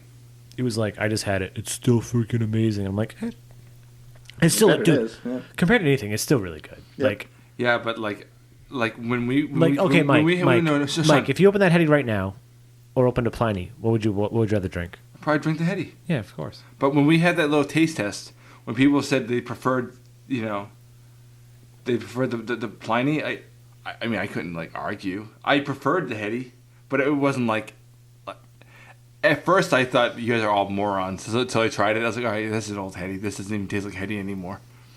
It's still really good, but I mean, to compare it to Heady, real Heady, it's bullshit. It's not even a fucking. It is so far inferior. I would consider it a different beer altogether because it's fucking 3 or 4 months old. How old is that beer? Do you remember when you guys went? When did we go? We went May 28th. So yeah, that's 5 months You old. literally remember the date? I was looking at my check-ins the other day. Oh, okay, fair It's enough. 5 months old. Supposed to be 5 months old at this point. So at that party, it was what, 4 months? 4 and change. Yeah. That one's now 5 months old. So that's what I'm getting at. Like that beer didn't taste like Heady. It didn't even have any character of Heady. Honestly, it's still better than fucking Pliny. And I don't mean that to shit on Pliny because I used to love Pliny until I had better beer. Fair enough. I still really like Pliny. Like, I still really I like it. Heady more, but I still do really too. But like like after having Pliny the last time in San Francisco, like I had it and I was like, if I go back to Tornado, I may just be like, I'll just skip Pliny and get something else. The thing is, Pliny's is really good. But- it's just not as. But I'm never going going to make it a point to bring some back anymore, No. unless someone else really wants it, or unless we don't really want to do a taste I test. wouldn't push. I wouldn't push for it. Like I wouldn't mind bringing back some Blind Pig. There's more interesting things I'd enjoy that Yeah. out of San Francisco or something. I would push more for Russian River Sours if I could bring back anything. I'll try to get as many as I can. Well, I'm going to Rare Barrel, so actually I might just bring back a bunch of Rare Barrels. If you can just bring back the Rare Barrel, the whole thing. just like uproot Okay. the brewery, Okay, and just bring them back here. I can probably do that. Put in my backyard. Can you get me a magic wand? Yeah, In sure. the next couple weeks. Okay. Okay, Harry. Because the Rare Barrel Dumbledore. is Yeah. I mean, I've only had obviously the one beer that Larry brought over, and then whatever they had, The Fest. the Sabertooth Tiger, whatever, Mm-hmm. Sourtooth Tiger, and then they had the ones that they had at EBF. Yeah. But man, those were So good. Like were I can't wait to go. Like I'm definitely gonna grab a couple bottles. I'll probably grab a growler and drink it. Obviously, I'm not gonna bring it back. I'm gonna drink it there. But Yeah. If you could just steal one of the barrels and like somehow check it in. I just check it and just see Yeah. if they would let me just check it. And That's then under. It's under 50 gallons. probably 50 pounds. It probably weighs a lot more than 50 pounds. Yeah, I guess. Barrel? Right. Barrel's about 50 pounds. Not with 50 Oh, 50 full of beer? gallons worth of liquid. in Oh, it. you want the beer in it too? I thought. Yeah. I thought you just wanted to pour like You're one of your talking beers into it. It's about 7 to 8 pounds per gallon. I still think the worst. Like, Times did you listen to the 55. Rare Barrel? Oh, plus the weight of the barrel. oh, never mind. It was me and you that listened to the Rare Barrel podcast with the Brewing. Oh, and the Network, Brewing Network? where Yeah. it was spelled out. Yeah, that was such a sad story. Now, I want to say one thing is I really enjoyed having Matt as a guest. I really, Yeah. really had a good time. Yeah, thanks guys for Yeah, having you me. guys- It was awesome. you And made I've had some. great guests. I always have good beer on this podcast. I think Beer for Beer. This is among our better episodes. Best beer podcast. You know, Best, I've had. best beer on the podcast. I haven't had a single beer that I didn't think was excellent. Honestly, Yeah. like there's like I sometimes I'm like, I like this. These are all awesome. And even the sour. I'm not a big sour guy. I really enjoyed it. You know, I liked even. I know. I don't think you were that impressed with the Wizard. I was. Which one? Neither of us were not impressed. Oh no, it was the Freak. Yeah, and the Freak of Nature. I liked it. I really did. No, but I'm just basing this off of when I first had it, fresh. Oh, fresh. okay, This is from August. I know it's not still fresh, but it's like every beer I've had, like I'm not gonna say blew my socks off, but I mean like was like holy shit. I had an excellent time. I had all excellent beers, and I really appreciate Matt and you sharing all these beers with me. I had a good time. Yeah, I'll have to break something in Ottawa and find an excuse to go back. You need to go back again on a Monday, and then come back on a Wednesday night, and then stop back. We all need to have a fucking trip to Vermont, by the way, too. A night trip. Yeah, I'm in. Oh, an overnight trip. Yes. Well, next time he goes to Ottawa, that's when we can do it. It was just that I was supposed to go. No, I know. What I'm saying is like, I wish right now weather's gonna start getting shitty. Yeah, that's the thing. How the fuck do you get to Hill Farmstead in the middle of the goddamn winter? Down those dirt roads. You don't. You get there and they go, here's a free growler. Snowshoes. Yeah. One last Vermont story, and this sums up my whole Vermont trip. This is a good way to close the show. This is a good way to end the show. So you remember that road going out of Hill Farmstead? Mm. So we went back up to 91, I think, and it's like, do you remember that like weird like old like big garage that said it was like the Museum of Life or something? Yeah. And it just looked like somebody they took a chainsaw and just killed people. Yep. Yeah. And they were like, yeah, just stop to the side of the road so you can get murdered. Did you have to stop there? No, but I saw that again. And I also saw a sign at the sign. So somebody had like a big piece of like wood board at the end of their like driveway, and it just was spray painted on "Pig for Sale." And I was going to stop and be like, let me see that pig. I'm like, I'm not in the market for a pig, but I'm not in the market for a pig either. If you get what I'm saying. So yeah, it's great beer and interesting people. I love that state. Love you, Vermont. I remember just like soon. A lot of back roads because that's how Treehouse is. It was a lot of back roads for the same thing. But yeah. Anyway, this has been a fucking awesome episode about beer. And I had so much fun. A lot of our episodes have been beer centric and but not as beer centric. This is the first super beer centric, only beer centric episode. Yeah, we had our news, we had Star Wars talks. Yeah, that was 13 minutes Matt, or something. You've been awesome being on here. But anyways, I'm Shaun.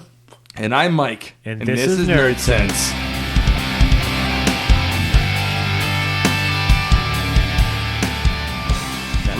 Okay, is my mic on now? Oh yeah, now it's on. A lot better. Now it's on. Good. Yeah, actually, pull your dick out. Matt, just talk yourself. Beer, I guess. One time I drank a Budweiser. You ever suck a dick for beer? That should be good, actually.